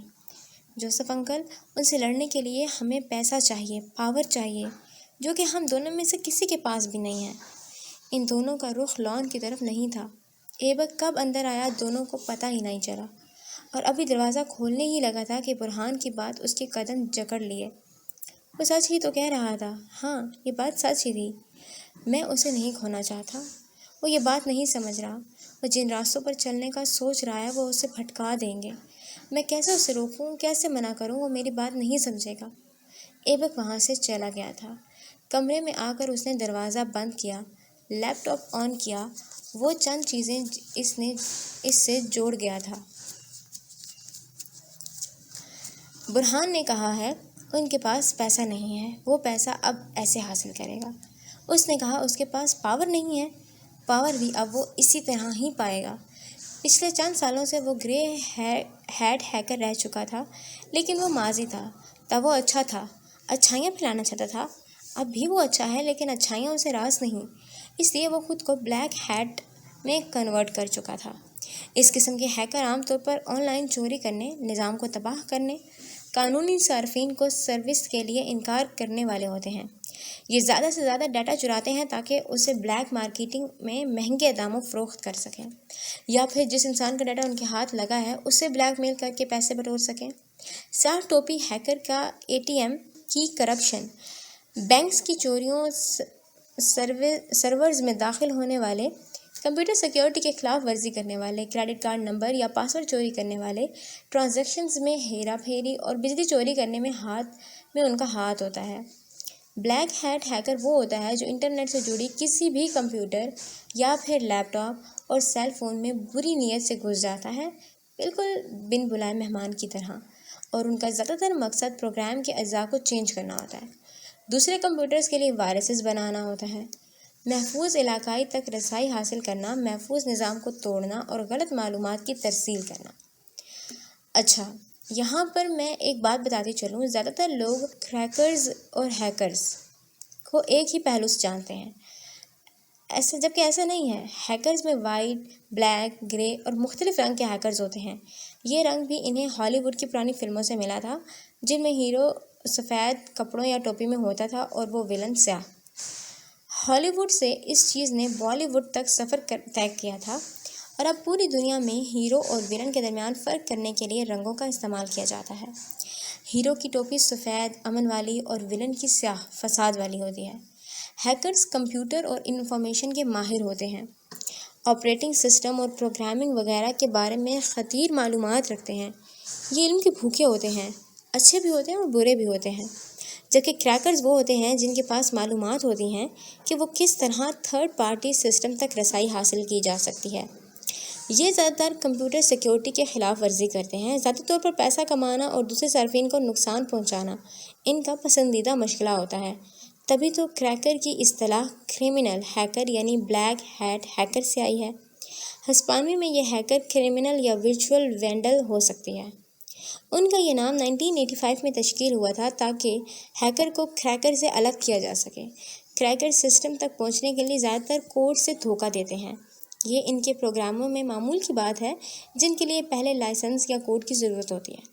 جب کریکر سسٹم میں گھسنے کی کوشش کرتا ہے تو ایسا پروگرام بناتا ہے جو سیریل کوڈ یا پھر ایکٹیویشن کوڈ کو تشکیل دیتا ہے، لیکن ظاہری بات ہے یہ 2 نمبر طریقہ ہوتا ہے۔ ان لوگوں کے پروگرام مصنوعی کوڈز کو پروگرامنگ الگوریتھم کے ذریعے انجام دیتے ہیں جو کریک ہوتے ہیں۔ کریکر کہلانے کے لیے لوگوں کے پاس کمپیوٹر اور اس کا بہت زیادہ علم ہونا ضروری ہے، ہیکرز کی طرح۔ بلیک ہیٹ ہیکرز اور کریکرز میں بس اتنا فرق ہے جتنا ہاتھ کی پہلی 2 انگلیوں میں ہے۔ ایبک کبھی گرے ہیٹ ہیکر تھا، مگر اس کے بعد وہ رفتہ رفتہ کریکر بنتا گیا۔ وہ غلط راہ پر آ گیا تھا۔ اس نے کریکر کا سفر طے کر کے خود کو بلیک ہیٹ بنا لیا تھا۔ ڈارک نیٹ پر وہ اب جانا جانے لگا تھا۔ ٹور انین روٹنگ پروجیکٹ پر وہ ظاہر سی بات ہے موجود تھا۔ ڈارک نیٹ پر اب اس کی پناہ گاہ تھی، اور وہی اس کا بزنس بھی تھا جہاں سے اس کے پاس پیسوں کی ریل پیل ہونے لگی۔ زمیں ذات بیجنگ میں مشہور ہو چکا تھا۔ بیجنگ کے علاوہ دوسرے ممالک میں بھی اس کا تذکرہ کیا جانے لگا۔ برہان اس کی حرکتوں پر خاموش نہیں رہا۔ اس نے احتجاج کیا تھا، اس نے اس کے ساتھ بائیکاٹ کیا تھا، وہ بولنا کھانا ترک کر چکا تھا۔ اسے ایبک اور اس کے حرام کی کمائی سے کراہیت آنے لگی تھی۔ وہ اس سے کھنچ گیا تھا، دور ہو گیا تھا۔ جوزف بھی اس سے خفا تھے۔ مسز جوزف اس کی شکل دیکھنے کو تیار نہیں تھی۔ اب بھی وہ ان سے ملنے آیا تھا، لیکن اسے اندر آنے کی اجازت نہیں دی گئی تھی۔ اچھائی کا ساتھی ہر کوئی ہوتا ہے، اگر وہی اچھائی برائی میں بدل جائے تو سب منہ کیوں موڑ لیتے ہیں؟ وہ جوزف سے سوال کر رہا تھا جو دروازے میں کھڑے اسے اندر آنے نہیں دے رہے تھے۔ ان کے ماتھے کی شکلوں میں ناراضی کے ساتھ سوال بھی تھے، جنہیں فی الحال پڑھنے سے اس نے گریز کیا تھا۔ تم یہاں سے چلے جاؤ لڑکے، یہ نہ ہو میرے لب پولیس کے لیے واہ ہو جائیں۔ دروازے پر رکھا ان کا ہاتھ ایبک نے نرمی سے ہٹا کر اپنے لیے رستہ بنایا۔ وہ اندر آ چکا تھا، کون تھا جو اسے مزید روک پاتا؟ آپ لوگ تو مجھے اپنے والدین کہتے ہیں، کیا والدین اولاد کے ساتھ ایسا کرتے ہیں؟ اس کے سوال پر جوزف کا ہاتھ اٹھا تھا، اور اگر وہ اس کے چہرے پر پڑ بھی جاتا تب بھی وہ نہ روکتا، کیونکہ انہیں اس چیز کا حق حاصل تھا۔ جو سب تم کر رہے ہو اس کے بعد اس طرح کی باتیں تمہیں سوٹ نہیں کرتی۔ تم یہاں سے چلے جاؤ ایبک، تم نے ہمیں دکھ دیا ہے۔ وہ ترش لہجے میں کہہ رہے تھے اور ان کے کہنے کے دوران ہی ایبک نے انہیں گلے سے لگا لیا۔ یہ اس کے منانے کا انداز تھا۔ جب بھی کوئی اپنا اس سے خفا ہوتا یا بیزاری ظاہر کرتا، وہ اسی طرح اسے خود میں سمو لیتا تھا، جس طرح ابھی جوزف کو سمویا تھا۔ پھر سامنے والا کچھ کہنے کے قابل نہیں رہتا تھا۔ اس کی محبت سے لبریز پکڑ ہی چپ رہنے پر مجبور کر دیتی تھی۔ میں معذرت خواہ ہوں، آپ لوگوں کو رنج نہیں پہنچانا چاہتا تھا، لیکن میری پوزیشن بھی تو دیکھیں، میں مجبور ہوں۔ میں یہ سب نہیں کرنا چاہتا تھا، لیکن ایسا کرنا ضروری تھا، بے حد ضروری، وہ ان کے گلے لگے ہی کہہ رہا تھا۔ 2 سال پہلے جب برہان نے پاور اور پیسے کی بات کی تھی، اس کے پاس کچھ نہیں تھا۔ آج 2 سال بعد وہ اتنا امیر تھا کہ پورا بیجنگ خرید لیتا۔ ایبک سلطان دنیا کے امیر ترین انسانوں کی فہرست میں آ گیا تھا۔ کیسے؟ انہی کا پیسہ انہی سے لوٹ کر، اسکیم کر کے، بلیک میل کر کے، بلیک ویب پر راج کر کے۔ تمہاری ہر تعویل بے معنی ہے۔ اگر میں آپ کو اپنی زندگی کا وہ حصہ بتا دوں جو مجھے ان حالوں تک لایا ہے، تب بھی آپ یہی کہیں گے۔ برہان جان گیا ہے میں یہ سب کیوں کر رہا ہوں۔ آپ بھی جان جائیں تاکہ مجھے میرا خاندان واپس مل جائے۔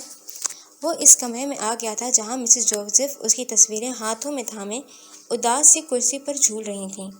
ایبک ان کے گھٹنوں میں بیٹھا۔ سناؤں میں آپ کو ایبک سلطان کی کہانی؟ وہ ان کی آنکھوں میں دیکھتا کہہ رہا تھا، اور کچھ دیر بعد کمرے کی فضا اس داستان سے بوجھل ہو گئی۔ وہ وہاں ماضی لے آیا تھا، وہ سب ان کو بتا دیا جو وہ خود سے بھی چھپا رہا تھا، راز میں رکھ رہا تھا دل کے مقفل تہ خانوں میں۔ اور وہی تہ خانے ایک ایک کر کے کھل رہے تھے، پرت در پرت، تہ در تہ۔ مجھے نہیں لگا تھا 2 سالوں میں ہم اتنے اچھے دوست بن جائیں گے، وہ گرما گرم کافی کا گھونٹ بھرتے ہوئے کہہ رہی تھی۔ دونوں اس وقت کافی شاپ کے باہر بچھی کرسیوں میں بیٹھے تھے، اور سردیوں کی آمد تھی، اس لیے تھرتھراتی ہوئی ہوا وہاں مچلتی پھر رہی تھی۔ میرا بھی کچھ یہی خیال ہے، آؤ گے نا آج رات میرے گھر؟ وہ اس کے سوال پر ہنسا، اور اس کی ہنسی اچھی تھی۔ آنا تو چاہتا ہوں، لیکن میں نے نوٹ کیا ہے برہان مجھ پر شک کر رہا ہے۔ میں نہیں چاہتا وہ کچھ اوٹ پٹانگ سوچے، اس لیے کچھ دن کے لیے احتیاط کر لیتے ہیں۔ ناز یکدم دونوں ہاتھ میز پر رکھ کر آگے کچھ جھکی، اس کی آنکھوں میں اشتیاق کے رنگ تھے۔ یعنی وہ سوچ رہا ہے کہ ہمارے درمیان کوئی سین چل رہا ہے؟ Like seriously? تم نے بتایا کیوں نہیں اسے کہ تم میرے گھر اس لیے رکتے ہو کیونکہ ہم ساتھ کام کرتے ہیں؟ وہ پرجوش اور کنفیوز سی اس سے کہہ رہی تھی۔ ایبک نے بھی کافی کا سپ لیا، اطراف میں لوگوں کو دیکھتے ہوئے وہ پرسوچ انداز میں بولا، مجھے ضروری نہیں لگا، اس لیے نہیں بتایا، یعنی اسے مجھ پر یقین ہونا چاہیے، وہ پاگل ہے۔ کپ کو جھک کر میز پر رکھنے کے بعد وہ واپس سیدھا ہوا اور ناز کی سیاہ آنکھوں میں دیکھتے ہوئے اسے سننے لگا۔ ہاں ٹھیک کہا، ویسے اس نے کوئی غلط بات بھی نہیں سوچی، ایسا ہو سکتا ہے اگر تم چاہو تو۔ وہ اس کی بات پر ہنسا، اور ہنسنے کے بعد شٹ اپ بول گیا۔ دفتن کوئی اس کے پاس سے گزرا تھا، اور گزرنے والے نے جان بوجھ کر اپنا پاؤں اس کے پاؤں سے ٹکرایا۔ ایبک نے غصے سے مڑ کر اسے دیکھا۔ وہ ہڈ میں چھپا نوجوان تھا جو اسی طرح کی حرکت اب کسی دوسرے کے ساتھ کر رہا تھا۔ دیکھتے ہی دیکھتے وہ کافی شاپ درمیان میدان جنگ بن گئی، کیونکہ دوسرا انسان برداشت سے خالی تھا۔ تبھی اس لڑکے پر بھڑک اٹھا اور ہاتھا پائی شروع کر دی۔ چلو ہم چلیں۔ وہ تحمل سے اٹھ کھڑا ہوا۔ ایک وہی تھا جو اپنی میز پر بڑے آرام سے براجمان یہ سب ہوتا دیکھ رہا تھا، باقی تو ہر کوئی اس کے ٹیبل کے گرد جمع ہو چکے تھے جہاں وہ دونوں لڑکے آپس میں گتھم گتھا تھے۔ یعنی لیکن ہمیں انہیں چھڑوانا چاہیے نا؟ ایبک نے وہاں موجود بے تحاشا لوگوں پر نگاہ گھمائی جو اس منظر کو قید کر رہے تھے، پھر بولا تو وہی پرسکون انداز تھا، یہ کام پولیس کا ہے، وہ آ کر لے گی۔ یوں بھی وہ لڑکا فرسٹریٹ لگتا ہے، جب اس کی فرسٹریشن ختم ہو جائے گی وہ خود ہی رک جائے گا۔ دونوں آگے پیچھے وہاں سے جانے لگے تھے جہاں اب مزید عوام اکٹھی ہو چکی تھی۔ ان کے عقب میں عوام کا ہجوم تھا، اور وہ ان سب کو چھوڑ کر آگے چل رہے تھے۔ اچھا تمہیں کیسے پتا کہ وہ لڑکا فرسٹریٹ تھا؟ ایبک نے مسکراتے ہوئے اپنی دائیں جانب چلتی ہوئی لڑکی کو دیکھا۔ مجھے حیران مت کرو، اس کے پاؤں مارنے کا انداز بتا رہا تھا کہ وہ اس وقت کس قدر اشتعال میں ہے۔ یوں بھی میں یہ سب کچھ فیس کر چکا ہوں۔ وہ جیکٹ کی جیبوں میں ہاتھ ڈالے اس کے ساتھ روڈ سائڈ پر نکل آیا۔ موسم سرد تھا، یک پستہ ہواؤں میں شدت سی تھی۔ ناز نے اپنی ناک کو ایک شاپ کے مرر سے یوں ہی گردن موڑ کر دیکھا۔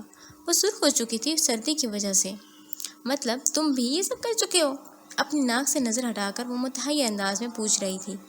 ایبک کے لبوں پر مسکان نے احاطہ کیا۔ بہت بار، پتہ اس سے سکون ملتا ہے، یعنی آپ اپنا غصہ بھی نکال دیتے ہو اور خود کو ہلکا بھی محسوس کرتے ہو۔ ناز اس بات پر متاثر ہوئی تھی۔ 2 سالوں میں اسے ایبک کی کئی باتوں نے متاثر کیا تھا۔ وہ یہاں پڑھائی کی غرض سے آئی ہوئی تھی اور اب اس کا ہمیشہ یہیں رہنے کا ارادہ تھا، کیونکہ وہ نہیں سمجھتی تھی کہ پاکستان میں وہ اب ایڈجسٹ کر پائے گی۔ یوں بھی اس کی آدھی زندگی یہاں گزری ہے اور اسے یہاں کے لوگوں اور کلچر سے پیار ہے۔ اور کیا کیا چیزیں ہیں جو میں نہیں جانتی؟ ٹرین ان کے پاس سے گزر رہی تھی۔ وہ سرخ ٹرین کے جانے کے بعد سڑک کراس کر رہے تھے اور شاپ کے باہر تھوڑا سا آگے دائیں طرف کو ایک لڑکا روبوٹ ڈانس کرتے ہوئے لوگوں کو انٹرٹین کرتا نظر آ رہا تھا۔ وہ دونوں اسے کراس کرتے ہوئے آگے بڑھ گئے۔ تم ابھی بھی کچھ نہیں جانتی؟ کچھ جانتی ہی نہیں، فقط اس کے کہ میں ایک مجرم ہوں۔ بڑے مزے سے اتنی بات کہہ کر وہ ٹہلنے کے انداز سے آگے بڑھ رہا تھا، لیکن ناز نہیں بڑھی۔ وہ رک گئی تھی، جیسے کسی نے اس کے پاؤں زنجیر سے جکڑ لیے ہوں۔ مشینوں والے میوزک کی آواز وہاں تک پہنچ رہی تھی، کیونکہ وہ اس کے کرتب دکھاتے لڑکے سے یہاں زیادہ دور نہیں گئے تھے۔ کیا ہوا؟ ایبک نے مڑ کر اس سے دریافت کیا، جس کی آنکھیں خشمگین تاثر لیے ہوئے تھیں۔ بولی تو آواز پہ کھردری ہو گئی۔ تم نے خود کو مجرم کہا؟ تو کیا میں نہیں ہوں؟ وہ کاندھے اچکاتے متوازن لہجے میں پوچھ رہا تھا۔ ناز نے چند قدم اٹھا کر خود کو اس کے مقابل روکا۔ تم نہیں ہو؟ ایسا کیا کیا ہے تم نے جو تم خود کو مجرم ٹھہرائے جا رہے ہو؟ اس کے لب پھر سے مسکراہٹ میں ڈھلے۔ دبیز پشیمان کے بوجھ میں ڈوبی مسکان۔ بلیک میل کر کے پیسہ بٹورنا، بینکس کے لاک فریز کر کے پیسہ اپنے اکاؤنٹ میں ٹرانسفر کروانا، ویب سائٹ کنٹرول کر کے خود کو فل کرنا، قیمتی چیزوں کی ڈیلیوری ویب بدل کر اپنے پاس بلوا لینا اور ملز کی تجوریاں خالی کر دینا، کیا ایک جرم کا کام نہیں ہے؟ اگر نہیں ہے تو میں حیران ہوں۔ وہ اتنے عام سے انداز میں اسے پوچھ رہا تھا جیسے بات اس کی نہ ہو بلکہ کسی اور کی ہو۔ ناز لمحے بھر کو لاجواب ہوئی۔ تم کیا چیز ہو ایبک؟ تمہیں ذرا خوف نہیں ہے کسی بات کا؟ اچھے سے جانتے ہو جو سب ہو رہا ہے وہ اچھائی پھیلانے کے لیے ہے، تو پھر کیوں سب گنواتے ہو؟ اس نے نفی میں سر ہلایا اور دونوں ایک بار پھر سے چلنے لگے۔ اچھائی پھیلانے کے لیے نہیں ہے ناز، سب میرے مفاد کے لیے ہے۔ میں جو کر رہا ہوں اپنے لیے کر رہا ہوں، اور یہ بات تم اچھے سے جانتی ہو۔ ایبک کا کوئی بدلنے والا سین ہے، یہ تو اسے پتہ تھا، لیکن وہ کیا ہے یہ اس نے کبھی نہیں بتایا تھا، اور نہ ہی ناز نے اسے خریدنے کی کوشش کی تھی۔ وہ اس کی پرسنل بات تھی، اور کسی دوسرے کی پرسنل بات جاننے سے متجسس ہونا بہت بڑی بات ہوا کرتی ہے۔ جس طرح اللہ ہمارے رازوں پر پردہ رکھتا ہے، ہمارے سارے گناہ کے کاموں کو چھپا لیتا ہے، اسی طرح اگر ہم کر لیں گے تو کیا ہو جائے گا؟